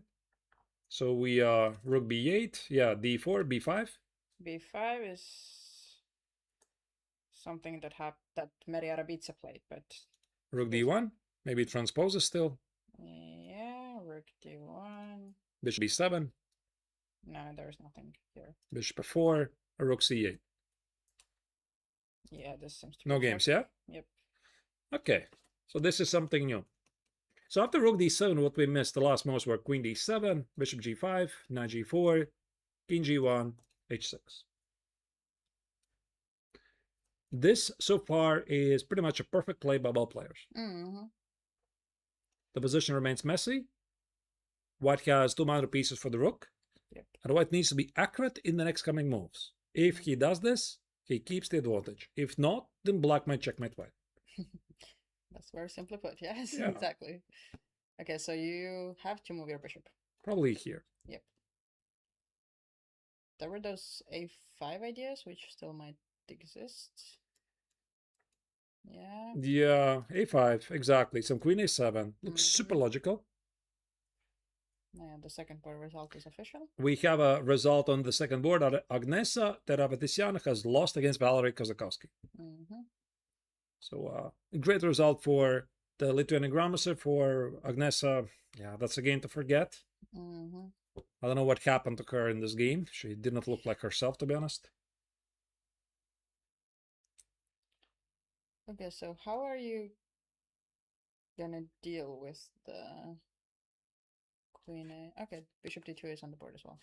It is, yeah? Yeah, I mean, I guess that made the most sense. So. Yeah, so let's think about this. Yes. a5.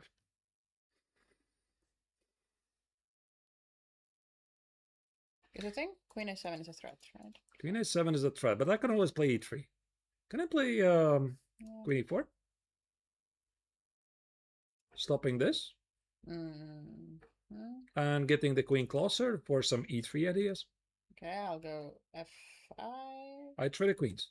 That's what I want. That's a good point. Yeah. But I mean, you might be still somehow exploiting the some bad coordination of my pieces. Yeah, it's not so clear. It's very unclear. So maybe f5 is even a thing.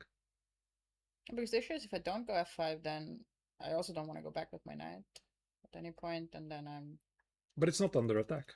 True, but then I can't move my queen as well. What if I go something else like, okay, knight f6 feels a bit soft, yeah?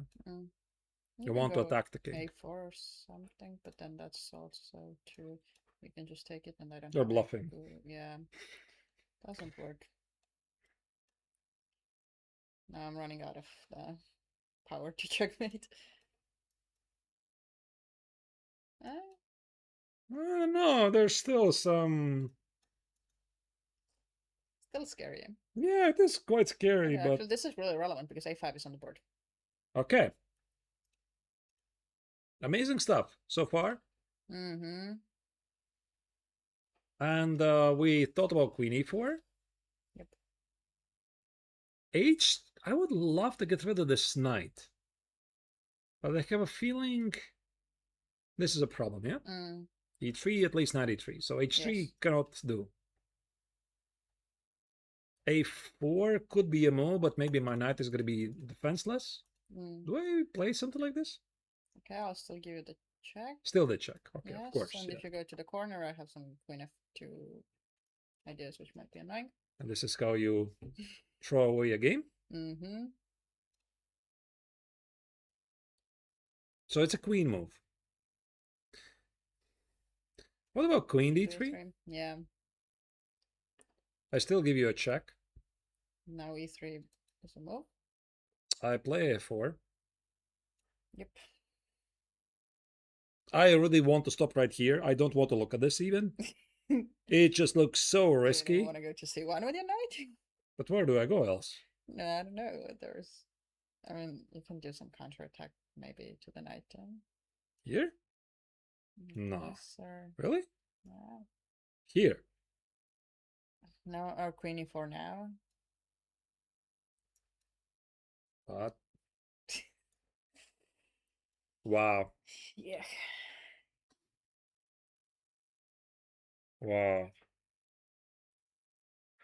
Maybe you're right. I mean, f5, or I could maybe take, and your pieces look awkward here. But I just need one more, bishop b1. Somehow I'm leaning towards a 5, queen a4, and go for some dynamics. Some queen something. Queen b6, queen g6, checkmate. Yeah. And the bar says white is winning. Nothing to see here. Yeah. Of course, it's simple. Just as easy. Except when it's not. Yeah. Wow. So far, this feels to be one of the most exciting games, to be honest, of the tournament. And both players are playing world-class chess. Yeah. I think it's fully deserved to be the leader fight.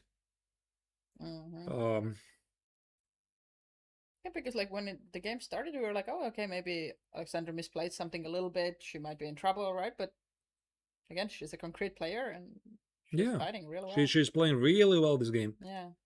And okay, maybe it's a queen move. Like, I'm not sure about this queen e3. I don't like this. So queen e3, queen a7, I just stop it somewhere here. I don't like this. It just doesn't feel right. Like, okay, queen e4, you found the move. But do people think like this? I think he sees a4, knight c1, my pieces are disconnected. It just doesn't feel right. No, I just drop it. I'm looking for more clarity. Yeah. So how would I play queen e4? And we looked at the f5 move, yeah. And then, f5, but then so you don't mind a queen trade, yeah? Well, it might be that I don't have any other really good move, but so that's a fork threat. Yes, so rook c2. Rook c2. Because if I get one of the pawns, then I am okay, I think, right? What am I even supposed to do here? Take? I'll take. I think this, yeah. No, I don't like How this. How is this equal though? How is this equal? I don't like this. Like, I'm picking black again. Yeah. Like, it's again, just easier king to play. is in fire. But that's what might be happening here once I get this queen e4, because this is not a human line. Yeah. Queen e3, queen a7, unless we're missing some other move like here. Don't tell me there's knight b5. I don't believe it to play knight a5. People don't play just like this. And yeah, this queen e4. But I would never spot this from afar. Yeah. So I would probably be looking at this. I would be looking at a 5. a4, I see I have queen a4. Or maybe there's some other human move we're missing here. But you also don't want to go e3 immediately, right? So, Yeah, a4. yeah. Like, we can check this, of course. a4, knight Have to c1, go. Yeah. some rook d8. You just don't like this. Bishop is trapped. Knight e3. Yes. You don't like this. No, this is yeah. Very big moment here.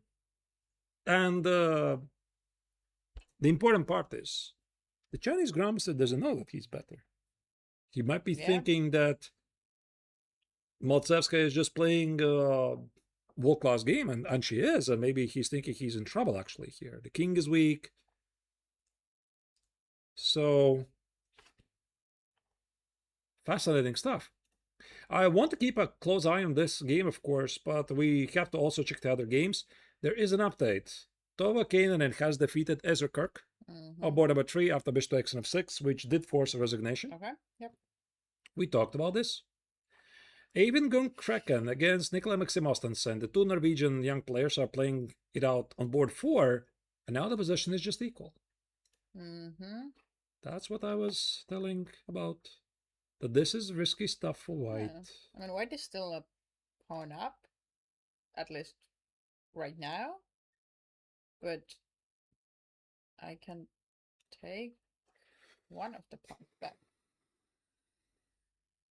The moves we missed. Yeah, you can take the pawn on g5. Yeah, I think so, yeah. I just want to show how we got there, yeah? Yep. 4, rook f4. Oh, so he ruined his pawn structure voluntarily. Yeah. Okay, so the point is he wants me to take on g5 and go rook f6 and what? And push forward the e-pawn somehow. Somehow. Like, I think that this is something I don't even think about. Here, somehow. Yeah, rook or maybe I think about it. f6. I would be not feeling very, well. Yeah, and exactly, I was thinking about this rook a5, what was played. I was thinking this is my first idea that comes to my mind. Activate the rook, and if you play rook f6, I play king e7. Yeah, that's actually a good point, because if you would take an f6, then it would be kind of dangerous. Right? But yeah, I think it's just losing. Yeah. Two connected pass pawns. Yes, the rook goes to g7, and then should become literally winning. Yep. For white.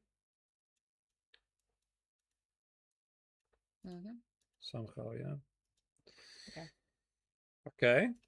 So rook a5 is played. Rook f6 probably is going to happen, and king e7. What happens if I play e6? I want to do this. You can't take. Yep. I probably go here. This must be the critical position. Okay, and now you have exactly kind of one move with white, because rook f6 is on the board as well. Yeah. King e7 is going to happen. I don't think you can go forward.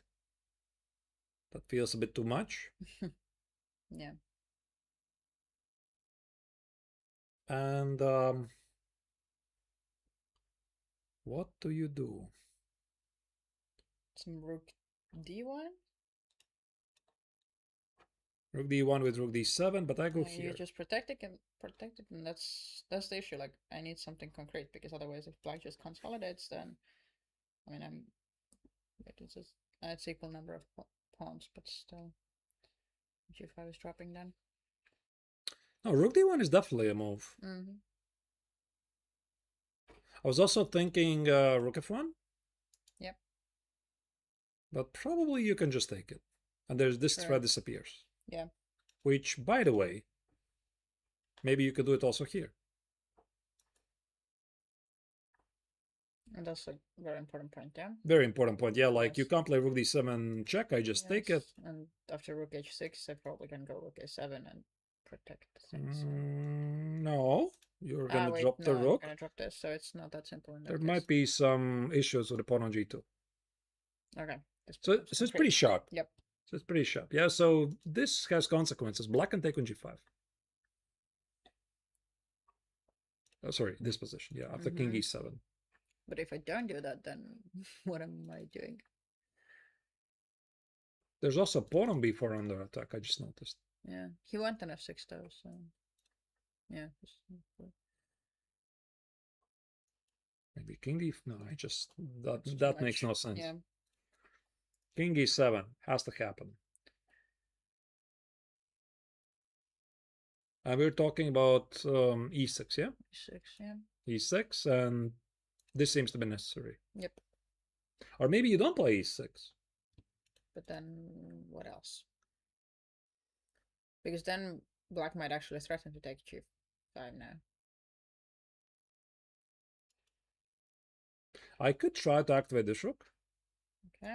Go for some threats. I don't know. Like, Mhm. it's a bit unusual rook in game.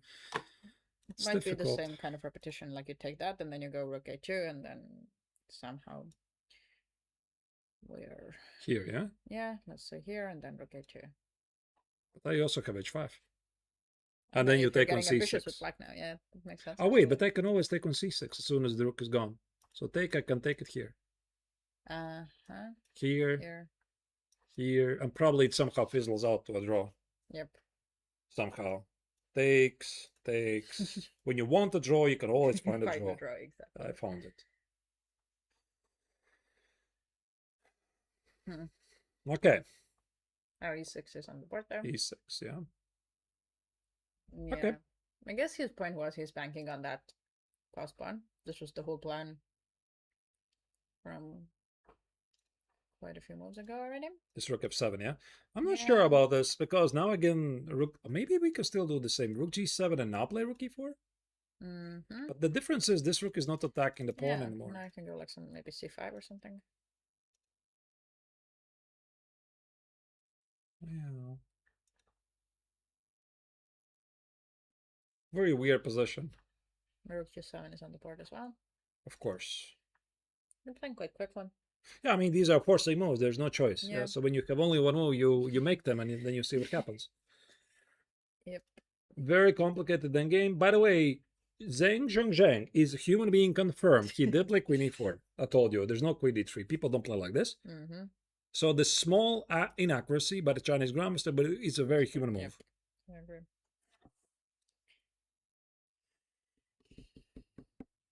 Okay.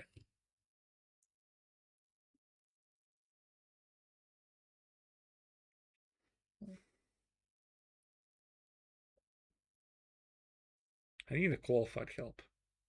Okay. What kind of, like, is my pawn going forward? No. Probably not. Probably not. Like, you take on g5. Yes.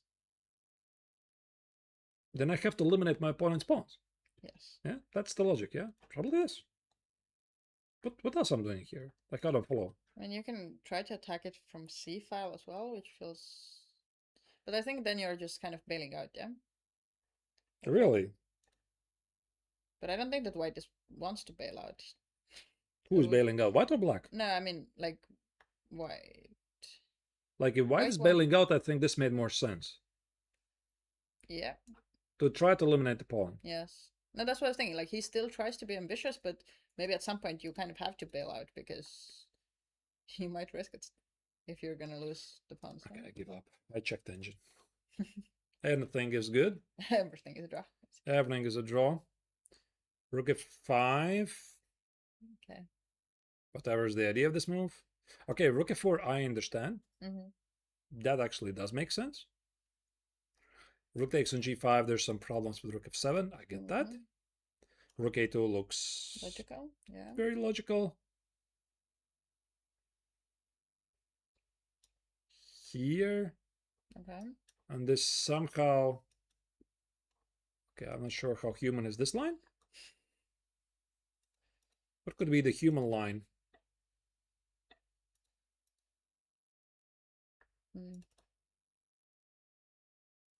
So rook f4, rook f5, rook f4, rook f2, any rook move is good.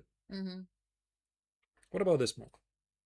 Well, black is just better after rook g5. I get that. Yeah, you get the pawn. Yep. What about rook e4? Rook a2, black is better. Rook a1, rook a2, black is better. So here, rook a2, because c5 is a big mistake because of rook f5. Okay, yeah. Okay, that is possible to pick up. Yeah. So instead of c5, black plays here. Is this move human? It is. Yeah. We take this. Rook g5 makes sense. Makes sense. Giving check makes sense. You King got e8 there, makes sense. yes. What about Okay. this move? This is the only move? Yeah. Yeah. Okay, maybe you get there by the process of kind of elimination because everything else might be bad at that point. Oh, but not. Don't ask me what is this. Couldn't draw. Okay, this is not the kind of repetition I was. Some kind of a draw. Like, I don't know how human is this, but it seems that Okay, rook rook f2. f2 is also That's good, yeah? more human, I think, because you're taking away the h2 square. But then again, you're also not threatening anything. No, you are. You're threatening rook d2. Ah, But you're not hitting this pawn. yeah. So let's say if I attack it, I play rook d2. Yeah. So now I'm one tempo behind, but if black wants to take g5, can I still take it? You can, but now there might be some issues with e7. Okay, and then You can't take. yes, I'll go back, And we have some weirdness like this, which is a draw. as usual. No, but then white gets some real chances. Yeah, yeah. Here. This I wouldn't want to go to. Yeah. Here white is trying something. That's a weakness, that's a weakness. The king is safe or this king is exposed. Okay, actually I like rook f2. Yeah. It's a great practical move. I think that's also the human move, yeah. Somehow. Yeah. I tried to find some human moves, but I could not. There's a big development in the game of Zheng Shengzheng against Maltsevsky. Let's go straight to that game because apparently the Polish player made a mistake. So she missed f5, or probably she just she definitely saw the move, but then she kind of misjudged the endgame, or I'm not sure if it's endgame, but when we tried the queen, so. Is this even a mistake? It's such a human move. It's a very logical move, yeah. Yeah, so we're talking about the same game after f5. It's very easy not to want go here. Yep. But there were some very concrete ideas. Here. I'm getting at least one more pawn. Yeah, we looked at this position. We're afraid to play for white. Yep. And rook d8. It stops queen d5. Mm-hmm. I mean, she still kind of threatens to go f5 now. Yeah, that's fair. It gives you a tempo. That's fair. But it's the clock situation that should worry black, because she has only 5 minutes in a very sharp position. True. Normally it should be the other way around, that the one who is attacking typically has more time, and here she has spent more time. But I think she spent a lot of time leading up to the position where she sacrificed. After that, she's played relatively fast-paced. Okay. So you're saying black is trying to play f5, yeah? Yes. At least I think so. Okay, what do you do? What do you do?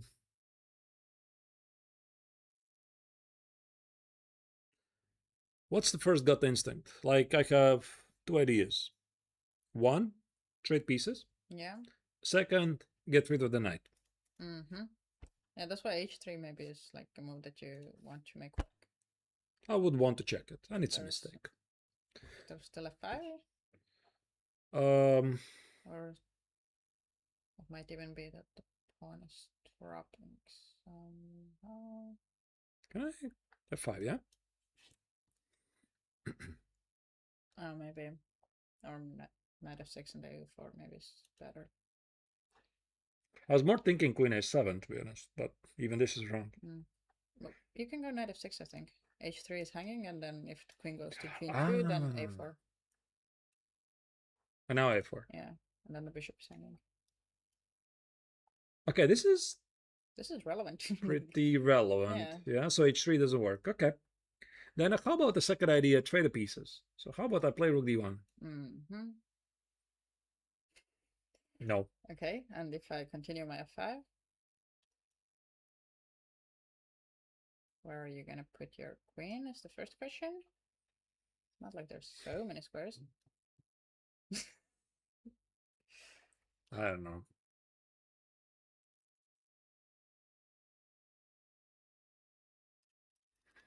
That's a valid question.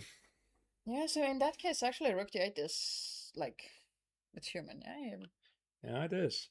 Because it's not that easy to find what's the refutation so-called.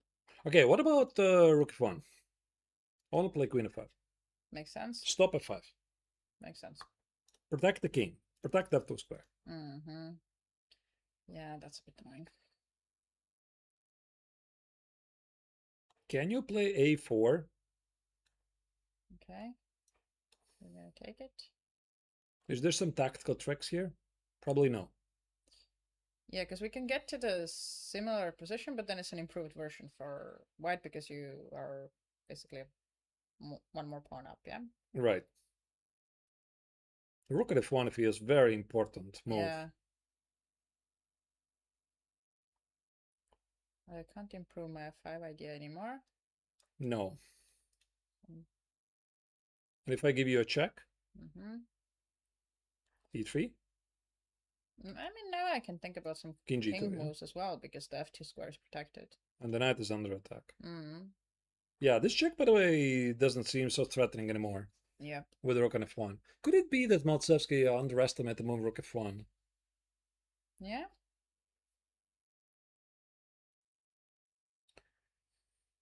Okay. What else can you do? I'm running out of moves really here because it's only a4, it's queen a7, f5, maybe knight f6.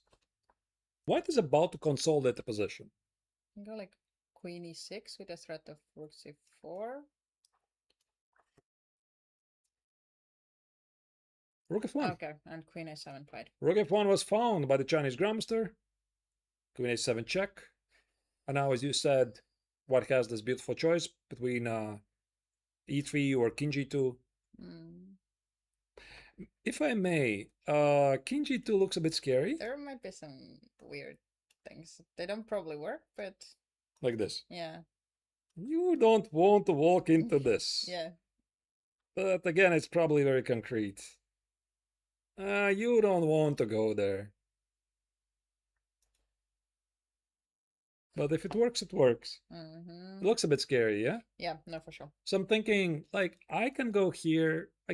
I'm afraid of the ghost, but can I have something cleaner? Is e3 a cleaner move?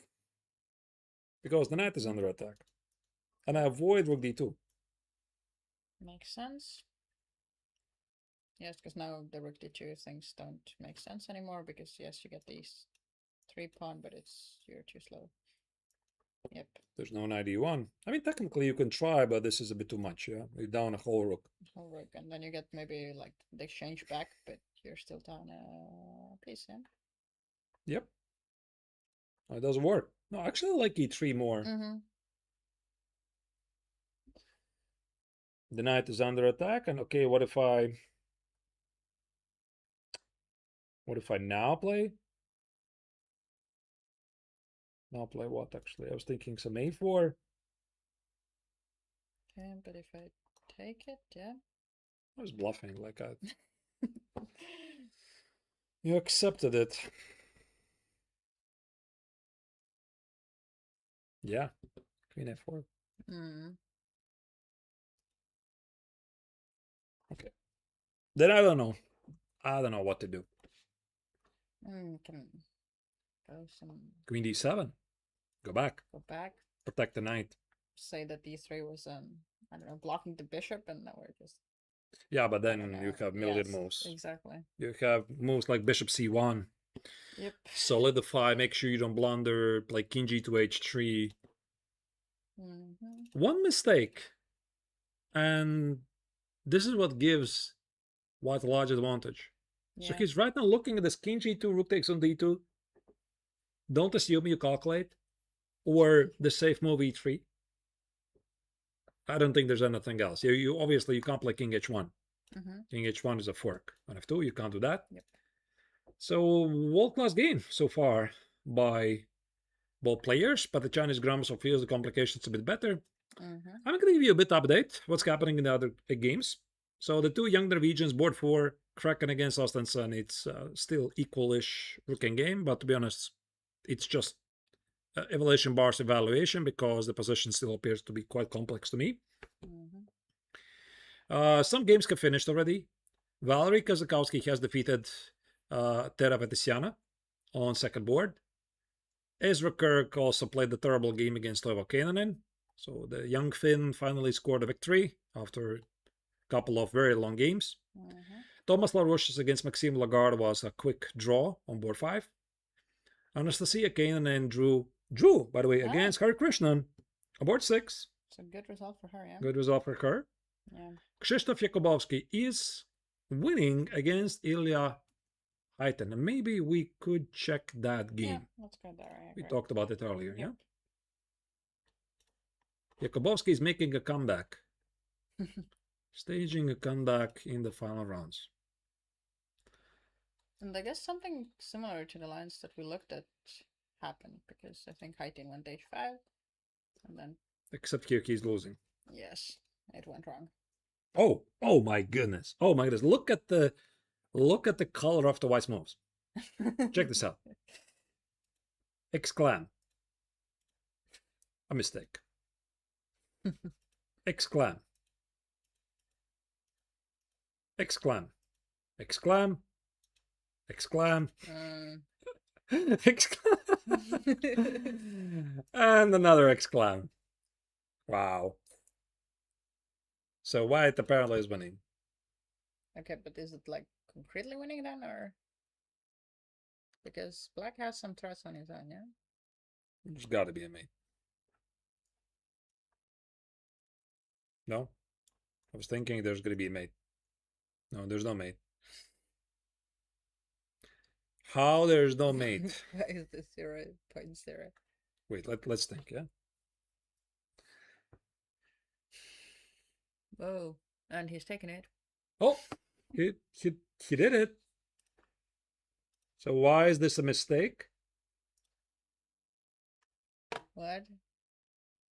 Okay, rook 3 to e6 will never happen in this game. I can guarantee you this. People don't think like this. Knight d2 check and rook e6 also will never happen in this game. So there's a very good chance the black will blunder this. Because according to the engine, these are the only moves. What is the point of rook e6? Don't ask me. Stopping knight h6? Yeah, but I can still play knight e6. Knight h6. Okay, knight d2 check is the second best move. Okay. King b2. Yeah, makes sense. And now rook e6. I mean, it's such a difficult move for a time scramble because you see there's all kinds of checkmates. You don't think about this. Okay, are you stacking to exchange then? Where? Like, okay, I go king b2, right? You go rook e6. I'll still go... wait, my rook on g1 is hanging. That's the point, eh? Yeah. Hmm. No, but I think that people don't think like this. They think about, I want to take this bishop or this rook. They don't think about knight h6, yeah? Like, how do I stop this? Suddenly I go back. Yeah, it might be out of, like, necessity, because you see that knight h6 is actually checkmate trust, basically. Fair point. What about if I go here? Okay, and I go knight h6. And this is how white's gonna win. Yes. Trust me. Yeah. It's gonna be like this. I mean... I'm just saying is that in a time scramble, spotting moves like rook e6 is very difficult. No, I agree. And king b2 is on the board, and Haiten has 30 seconds. We're gonna see. I think he's not gonna find it. He might. I think that his attention is somewhere here, but if he sees knight h6, yeah, maybe this rook. But this rook, the rook is hanging. Knight x on g3 feels tempting to trade off some pieces. We'll see. 10 seconds. I say he plays knight g3. I think he's gonna find it, actually. I told you. Okay, fair. It's difficult, yeah? Yeah, when you have like 5-10 minutes, then you find it. Done 4 seconds. Yeah, because it's also like he didn't know the evaluation, right? He would have of course guessed that he's losing anyway. Yeah, that's why I'm saying, and this feels somehow losing anyway. There's so many pieces. I mean, it might be now. The bar is coming up. Some rook f1, knight g3, rook g3, and it's somehow killing attacks. So yeah, you're right. He might be thinking that he's lost anyway, and now knight h6 is winning, but no, Jakubowski played immediately. Rook takes on g3. I guess he's confident he's gonna win this anyway. He's probably right. Yeah, which might even, if it works, it might be simpler, right? Because now if you take rook g3, then I think there is a checkmate. Yeah. Rook g3. Yeah, then there's Okay. a checkmate. Then if you go back, then I mean you have to exact exchange. Can I play now knight h6 now? Yeah, I think black has to give up the exchange, and then it's kind of hopeless. A slow win, yeah? Yeah. That's a slow win, yeah. Yeah, so then it's actually a safe choice from Jakubowski. Yeah. Yeah. So the line was a bit more spectacular instead of this. This was the immediately winning move, king h7, and take it here. This is a threat. Yeah. And now black is just getting steamrolled, because if you take it, oh, check here, mate. Yeah. That's beautiful. Yes, I agree. He could have found it, but okay, he's gonna win it anyway. All right, let's go back to maybe the leader fight. What else I'm missing? Board number 9, Noah Fecker has a big advantage against young Estonian Aron Rajando. We talked about this position earlier. After the opening here, the Swiss player is having a significant pressure, but the Estonian is holding on.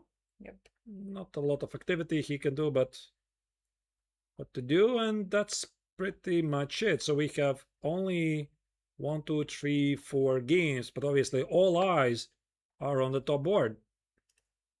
And we have some changes here. So she went back, knight f6, and then black. Was there a pawn on e5, or did he just go? It was a pawn, yeah.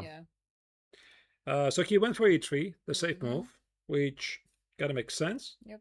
The knight is under attack. Black went back. I don't know what else she could have done. And queen e5, just calmly collect the pawn. Okay. Oh, this knight is getting to d4. So I guess yeah, that's the point probably, that now a4 doesn't do much because you can go knight d4, which is why the e5 pawn was kind of important. And the Chinese player gets up.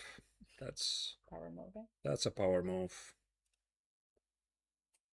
It's not even about the pawn on e5, it's about getting the knight on d4. And if you get the knight on d4, white's position is so solid. It's 2 pieces, 2 minor pieces for the rook and a pawn. And black needs to show something right now. But I don't think she has anything. Yeah. Maybe get to the pawn on b2 somehow. Like queen b7 something, get to the pawn. Like this, and... But white could even go ambitious at some point and start sacrificing on f6. Like you have the pieces. You can also just take the a4 probably. Or not? Maybe. But one thing we saw in the previous round is that the Chinese player was not very accurate when it came to the converting. Yeah. He wanted to play super safe. Yeah? Super safe, and it didn't quite backfire, but it prolonged the game. So I would not write down Maltsevski's chances just yet, but it looks like she's losing. 2 minutes versus 10. White's 94 is incoming.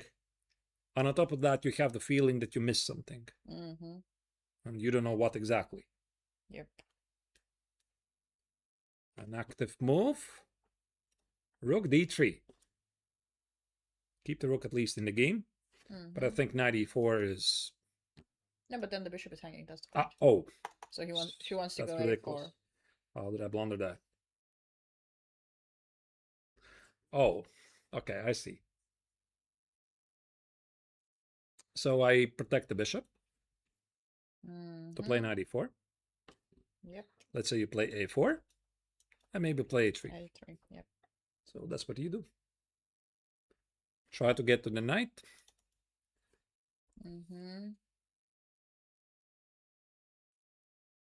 But I have a feeling that this rook is dropping now. No? Some queen of 5? I might take an... Okay, it's not working yet. I can't take AB.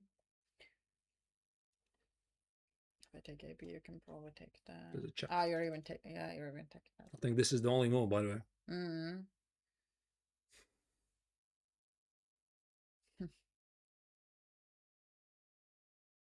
I also was briefly looking at some craziness like rook takes on f6. And I had an idea, like if you take it, then I play queen f5, queen a6, queen g4, and I play knight f5, but this just makes no sense at all. Why would I complicate Why would you things? risk this? Why Right? would I do this? Yeah. Like just an idea. So what was it? Bishop c1, a4, knight e4, a3. Yep. Queen a5, queen a6. Queen a6. Yeah. Maybe just queen b5? B5? Mm. There's no such thing as just. Yeah, I take.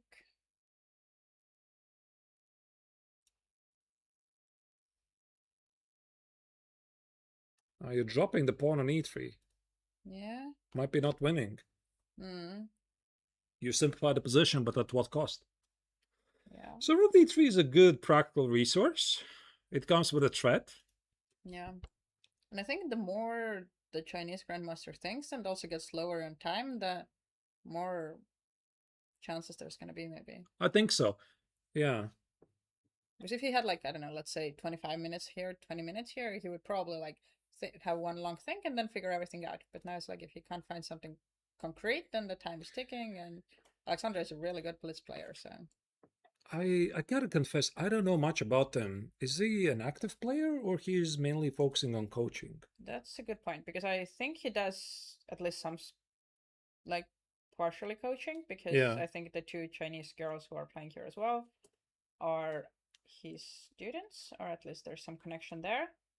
But I will actually check how actively he Because plays. I'm thinking this could be somehow relevant because, like, if you're a coach and you're a great player, you're not regularly playing. You're playing great chess until a time scramble. Because that's the thing. You get a feeling for the critical phases of the game, to handle yourself the nerves, handle yourself the pressure, etc. This is the thing you can always and only keep up by being constantly active. But it looks like he plays quite a bit. Okay. Yeah, he played the Grenke Open, and Okay, then he sure. played something in Italy. So he's active. He plays the He's Chinese active. league. Yeah. So my idea was that, let's say if he was not active and he would be like primarily coach, Yeah. and occasionally plays in open tournaments, then this difference of not being active very often is felt in a time scramble. Yeah, that's fair. That's like the pretty standard thing. Yeah. But And okay, that's not the actually, case here. He's been above a 2600 player as well. Okay. So. Yeah, Chinese have so many great players. Yeah. Somehow.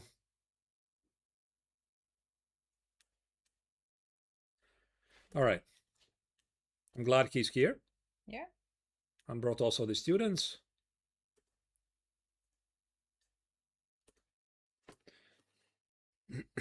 So what does he do? Does he play bishop c1, queen f5? Queen f5. That's a different idea. Oh, wait, the same idea. Yeah, hitting the rooks. Yes. What happens after queen a6? Queen a6 might be the... Knight c5. Is there knight c5? There's no knight c5. The bishop is hanging. Yeah. I can't do this, yeah? Probably a bit too much. Okay. There's no knight c5, at least not yet.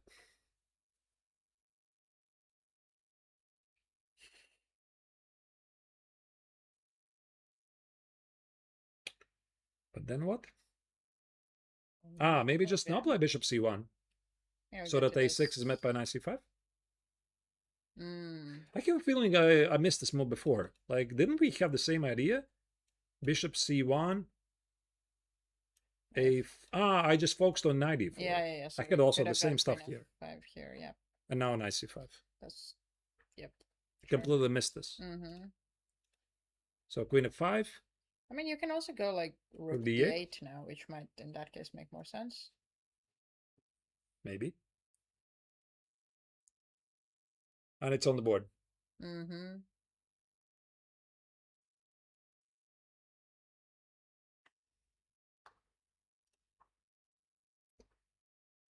Okay. He played something. Bishop c1 is on the board as well.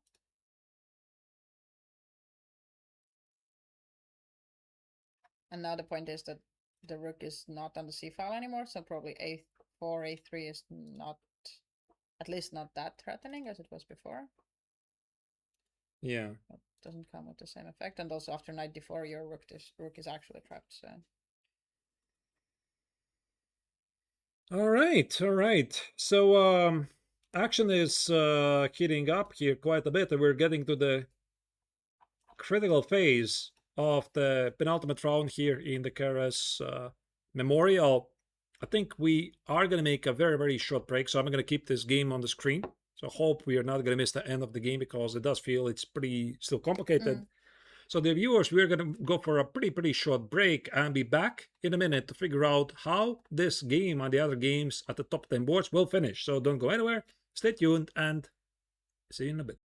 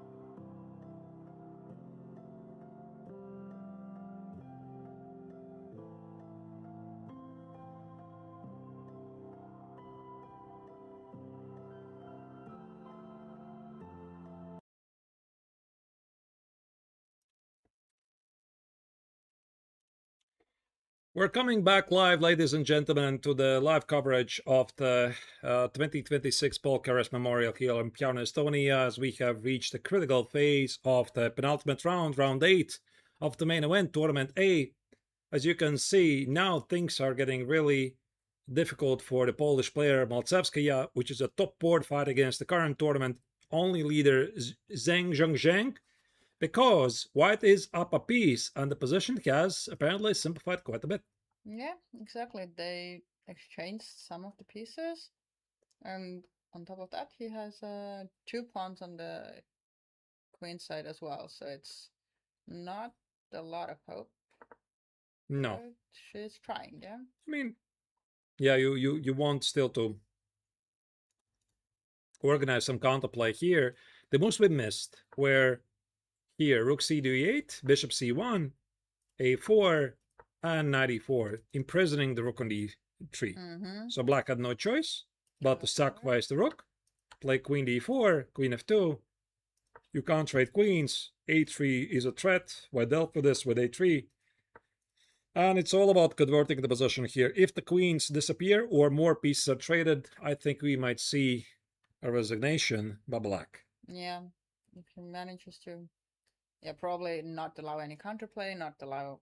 Maybe she has like one or two more tricks trying to create some threats on the king, but yeah, shouldn't be enough. Okay, how do you convert this? Of course, it's easily winning, but you never know. Queen e2 doesn't work because of rook c3. The queen on e2 is left defenseless. Like, I want to trade the rook or the queen. Yeah. I was thinking about Yeah, bishop g5. Yes, same. Yeah, but what about knight g4? Knight g4 is the logical move because f7 is protected. So knight g4, I think this is going to happen immediately. Maybe queen f4, queen c5, keep the pieces on the board. Bishop g5 also stops h4. Yep. And it's on the board. Yeah, she had no other choice now. But maybe, can you now go queen e2? Because there is no rook c3 anymore. e8 is a check. Are you sure it works? No. But as I was saying it, I realized it's not as simple. Yeah. I take on c3. I give you a check. Yes.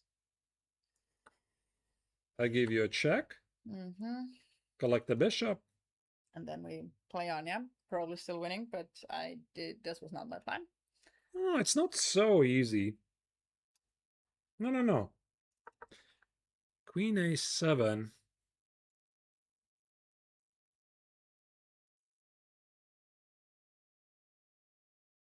What? So he wants to trade the queens. Okay, it took me a while to figure it out what he wants. Okay. And it feels a bit disconnected from the king, but what is important, this long diagonal is defended. Okay, maybe I can't really defend against the check on the ace rank. f6 maybe. f6, h4, I don't know, you have to try something. f6 is on the board. Yep.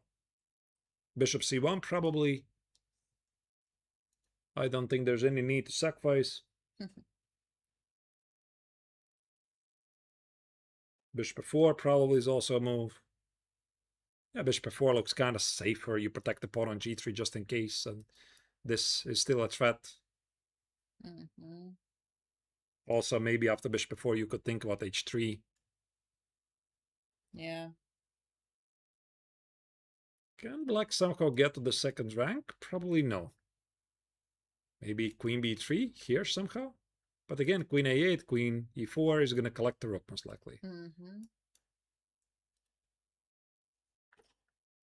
Yeah, and like sacrificing on c3 and then getting queen e2 is probably too slow. We expect bishop f4. And bishop f4 is played. Right. You said sacrifice, yeah? Well, we have sacrificed everything already then. I think this is very very clean. Yeah. And that's all she wrote. No checkmate ideas. You can't do this. You might try to go here, but I think this check is very unpleasant. Yeah. King h7 is queen e4, king f7. Probably even queen a4. Oh wait, I'm fighting some resources here. I would still try to play queen b3 here. No choice for black, like queen a8 or queen a4, these are big threats. Whoa. Rook takes on c3, but yeah, but this is over immediately. Yeah, I think, yeah, she knows, of course. This is not even a real try. B takes on c3, the white queen is going to get to g2. Yeah. Yeah, because there's no other move even then. Yep. This game is about to finish. Queen e2, last attempt by black. Checkmate on h2. But queen a8. White immediately spots this. Rook f2 probably is also winning, but this is going to be very clean. Yeah. Queen a8 slaved over the queen to the king side, and this game is officially a wrap in a move. Yeah. It was actually a really good game up until like right basically here. one moment. Yeah. Yeah, this one mistake. One mistake by Matsevsky. But again, like, I don't know, she's maybe a bit disappointed, but I think overall she played a great game. Yeah. And then Chinese Gromsov was just very, very superb. Like, he figured out everything, and like he outcalculated the young Polish player, and he showed once again there's a very good reason why he's the leader with 7 points out of 8. It's unbelievable.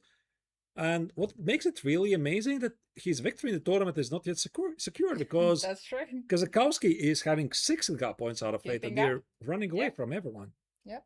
But we have one more game at the top boards. Board 4, Kraken against Ostense. 2 young Norwegians are battling it out. See, we have the camera for them as well, so. Okay. And this was the end game that we thought that could end like quite a while ago, right? But they are still playing. Yeah, they're still playing. There were some mistakes from Black, like 3 mistakes in a row, actually. Yeah. White's king got out, yeah. Now it's an active king, not the one that's gonna get. Yeah, maybe select also the small board. There you go. Yeah, the king on e5. Yeah, and it's not clear what Black's king on b6 is really doing right now. This is the threat and just advance the pawn. Yeah. So if I go back up love moves, this was the position. The position was sort of equal, if we can trust it. Black had to play king c7, king c7, king d6 to get to the pawn. He came from that side, so it probably was a bit difficult for him to come back in. Yeah, so it would seem. White goes forward. They're not getting the pawn. But this is so strange play by Ostensen. That's true. Like, here, one would have thought that White is advancing the king. Why would you push it forward? Yeah. Or maybe it's based on some miscalculation. Maybe he was expected to play here king c7. And he realized it doesn't work for some reason. For example, rook f4, there's rook e6. And you collect it. Or maybe he just realized for some reason this doesn't work. What is the reason? That is a very good question. Maybe this? Oh. Maybe he missed this move. Yeah. And if you go here, now it's king d6. Yes, and then that's I'm guessing. I don't know. No, but we are going basically to that exact variation, just. Oh. So in this position, Black apparently, if you go a couple of moves ago, Black was safe, but he had to play strictly the only move king c7. King f4, king d6, king f5. Only move rook e to g7. Oh, but that's, yeah. And why I can't go here? Because I take on g5 here and here. Yes. Okay. And now this is a draw. Okay. If you put it on the board, then it makes sense, but of course with like 5 minutes or something, it's not easy to calculate. Yeah. Rook a2. Yeah, this I think pretty much confirms that maybe it was missed by Ostensen. Yeah. Yeah. What's the other results on the other boards? So let me see. Jakubowski has defeated Ilya board 7. Mathieu Terno is losing against Tomas Povilaitis. That's at least the impression I get from the ovulation bar. And those are the only 2 games on the last board, top 10 boards. Maybe I'll just show you very quickly this game, Terno against Pavelaitis, board number 8. Yep. Right here. This is the position. And Black just made a couple of great moves in a row. The Knight of the Fate is lost.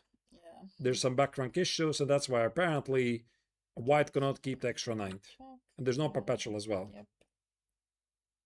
Maybe he can try to escape with some perpetual, but probably no. So this is the position right now. Let's go back, of course, to the game of the young Norwegians. Yep. It's a bit more of a leader fight, and also we have a camera feed. Okay, but the issue is that I'm not even sure you have any kind of moves, because if you're trying to protect against rook a7, then my king comes in. Yeah. And if you're exchanging one pair of rooks, then my king comes in anyways from the other side. Yeah. And then it just, well, bad, I guess. These are very valid points. Like, I think that this was simply missed. Yeah, he went for this entire sequence.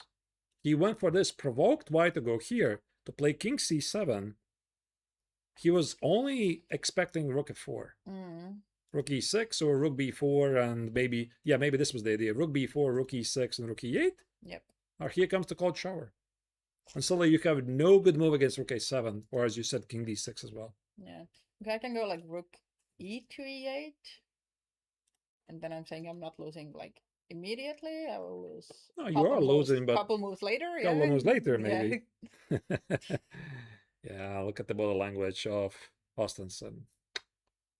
He's so unhappy about this. I mean, at these moments, you're so mad at yourself. Why did I rush in this moment and make this move in whatever, how many seconds? And why didn't I think before? I had the time and everything. I lose against my countrymen and mess up the tournament, penultimate round, it's over, etc. Yeah, so in all of this so well. Yeah, because they actually, wait, I think they're around the same age, right? Kraken is born in 2006 and Austenson is born in 2009, so a bit of an age gap. But still, probably still some teenagers. Young rivals in Norway. Yeah, I'm sure they know each other really well. And Kraken is a bit of a, I don't know if it's an underdog. It's probably a heavy word. Only 70-point difference. Both of them are FIDE Masters. And Kraken has a winning streak, right? Because he did defeat a couple of opponents in a row. Yeah, he had like out of 5 games, he had 3 points. Yeah. And now he won 2 in a row. He won against Daniel Benyosev and then Ilya Haitin. So if he wins this, he might be going very high up. Yep. Potentially maybe against even the tournament leader Zheng Zhengzheng. That's true, actually, yeah. 6 points out of 8 because... So the Chinese Grandmaster has 7 points. Kazakowski has 6.5. That's it. I don't think there's so many people with 6 even. That's a very valid point. Yeah. Could be. Yeah, Toivo Keinonen has 6, but...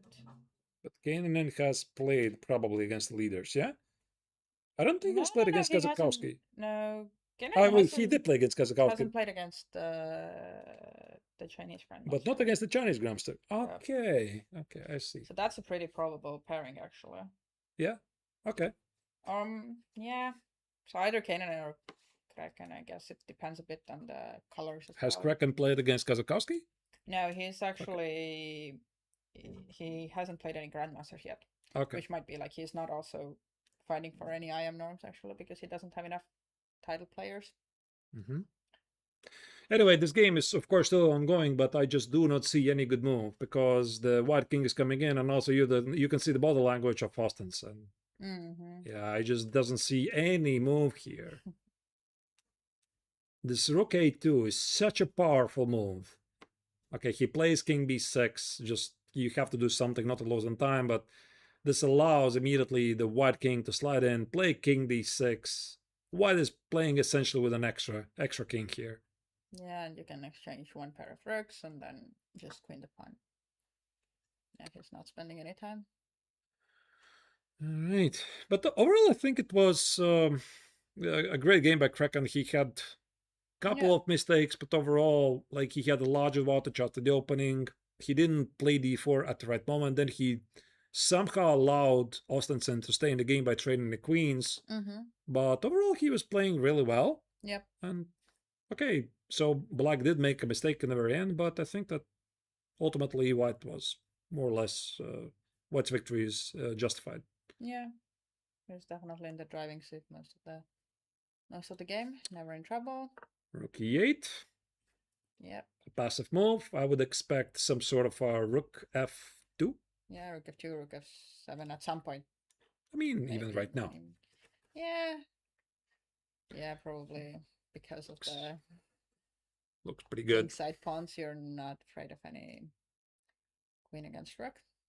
Yeah, I mean, this rook has done its job, so I don't need any reason Yeah. for it to stand it here. Yeah. This pawn is irrelevant, so rook f2. I don't know what black Where can do you do. even go, yeah?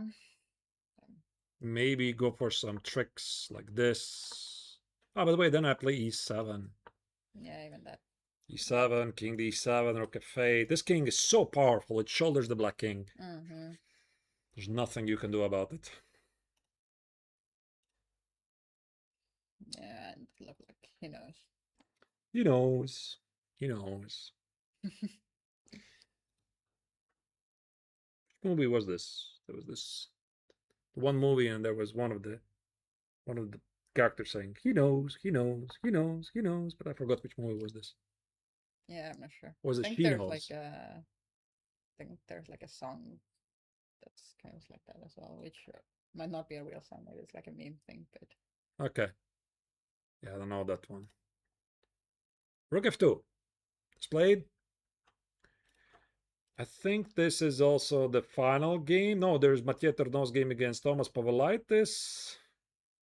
We might check that after this game finishes. they're both double rook end games, yeah.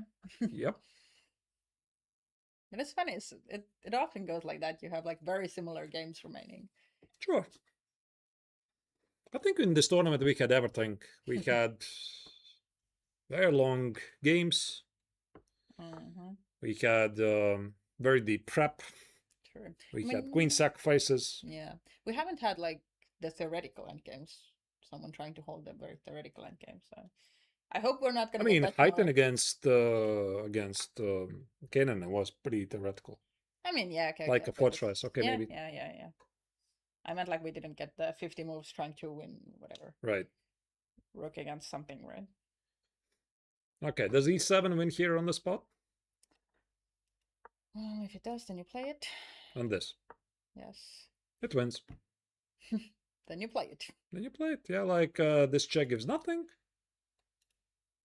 Okay, maybe you give up the rook and play for the pass pawns, but they're not going to go far. The king is close enough as well. The last trick here is you don't take this rook, you take this rook. Yeah. This is not so difficult. So e7, but probably also rook f7. Rook f7 and it just feels even easier. Why complicate? Ah, wait, there's rook d8 and rook d7. And nothing wins. e7, rook f7, you choose. e7 it is. Yeah. Okay, that's very straightforward. Why did he choose? Black is not yet making a move. Yeah. I mean, it might also be that he's just gonna resign here. I mean, he always played until some tricks. I don't know what they are really though. Maybe rook c to c8. Just prolong the game for a while. Okay, yeah, stopping this. King d7. Maybe this is looking good. King d7. You walk away here. Yeah. No hope. I don't know what kind of trick I can think of here. That's the one thing, which, by the way, I also wish that somebody coded engines to recognize some tricks, some tricky lines, yeah. So they always say you're completely winning, you're completely losing, Yeah. but they never tell based on how many responses. Like That's sometimes true. it's Yeah. completely winning because of one very concrete Yeah. line. Yeah. And there's a lot of tricks, along the way. So True. So basically want engines to be able to say whether it's human or not. yeah. C5? Yeah.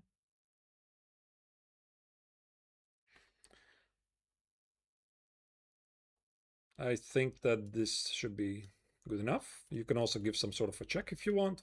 Yeah. You can double the rooks on the 6th rank if you want. Oh, by the way, I think this is very, very nice. Victory.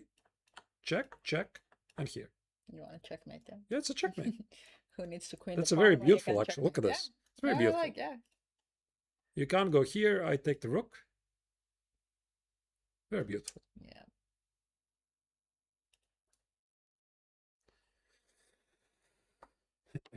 He goes for it. Mm-hmm. Spotted immediately, I think. Rook f6 or rook e6, it doesn't really matter. And I think rook e to e6 might be the final move. So the black king's going to retreat. And white will not promote to a pawn, but simply deliver a checkmate, with the king on d7 as one of the most instrumental pieces.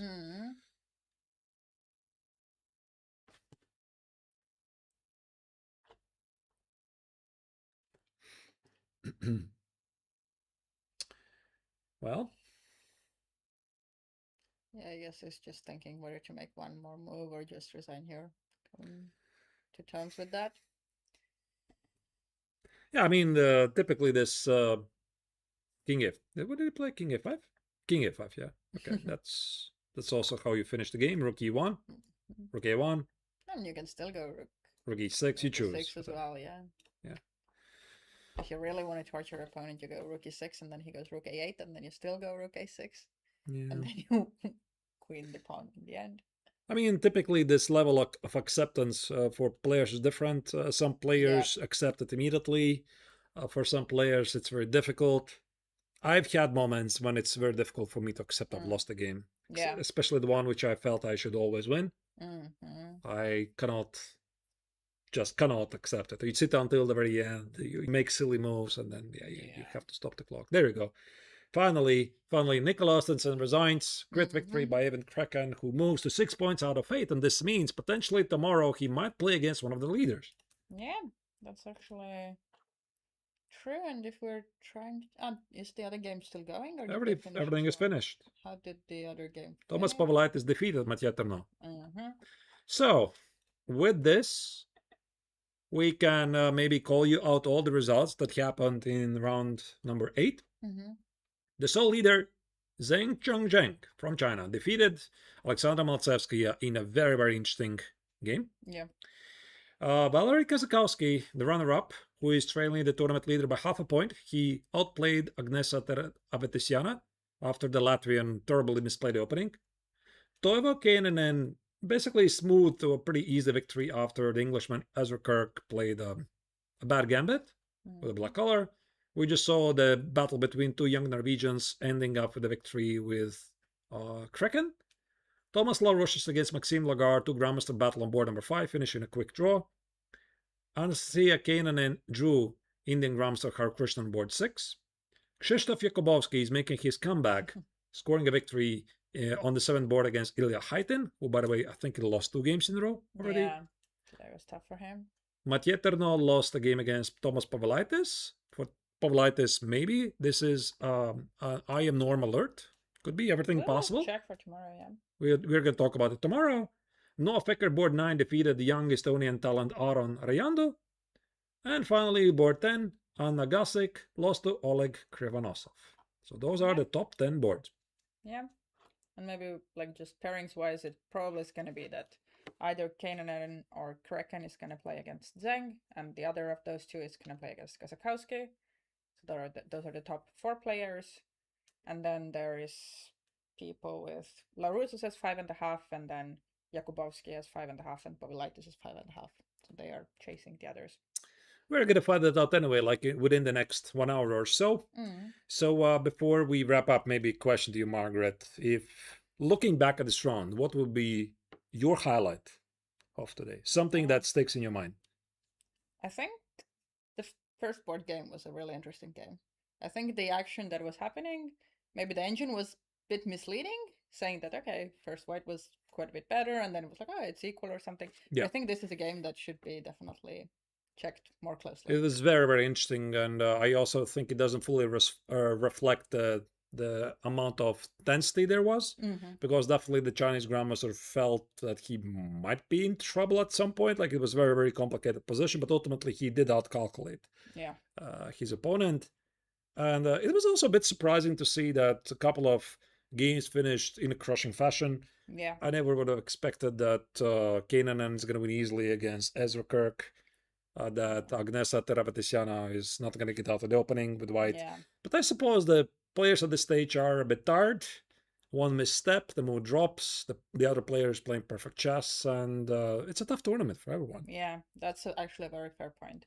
But tomorrow is the one last thing that they have to. So one last ride. Yes. So this is the schedule for the event. We have one more round to go. Tomorrow on Saturday is August 1st, which typically marks as the end of the summer. No, don't say No. that. So sorry, but that's how typically August feels to me. Yeah.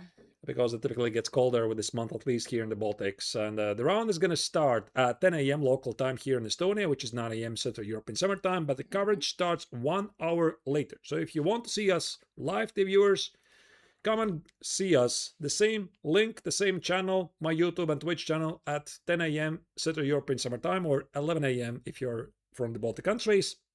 I will find out who is going to take down the 7th Paul Keres Memorial. Is it going to be Zheng Chengzheng, the grandmaster from China, or Valery Kazakowski? I don't think there's even theoretically anybody else who can potentially take it down.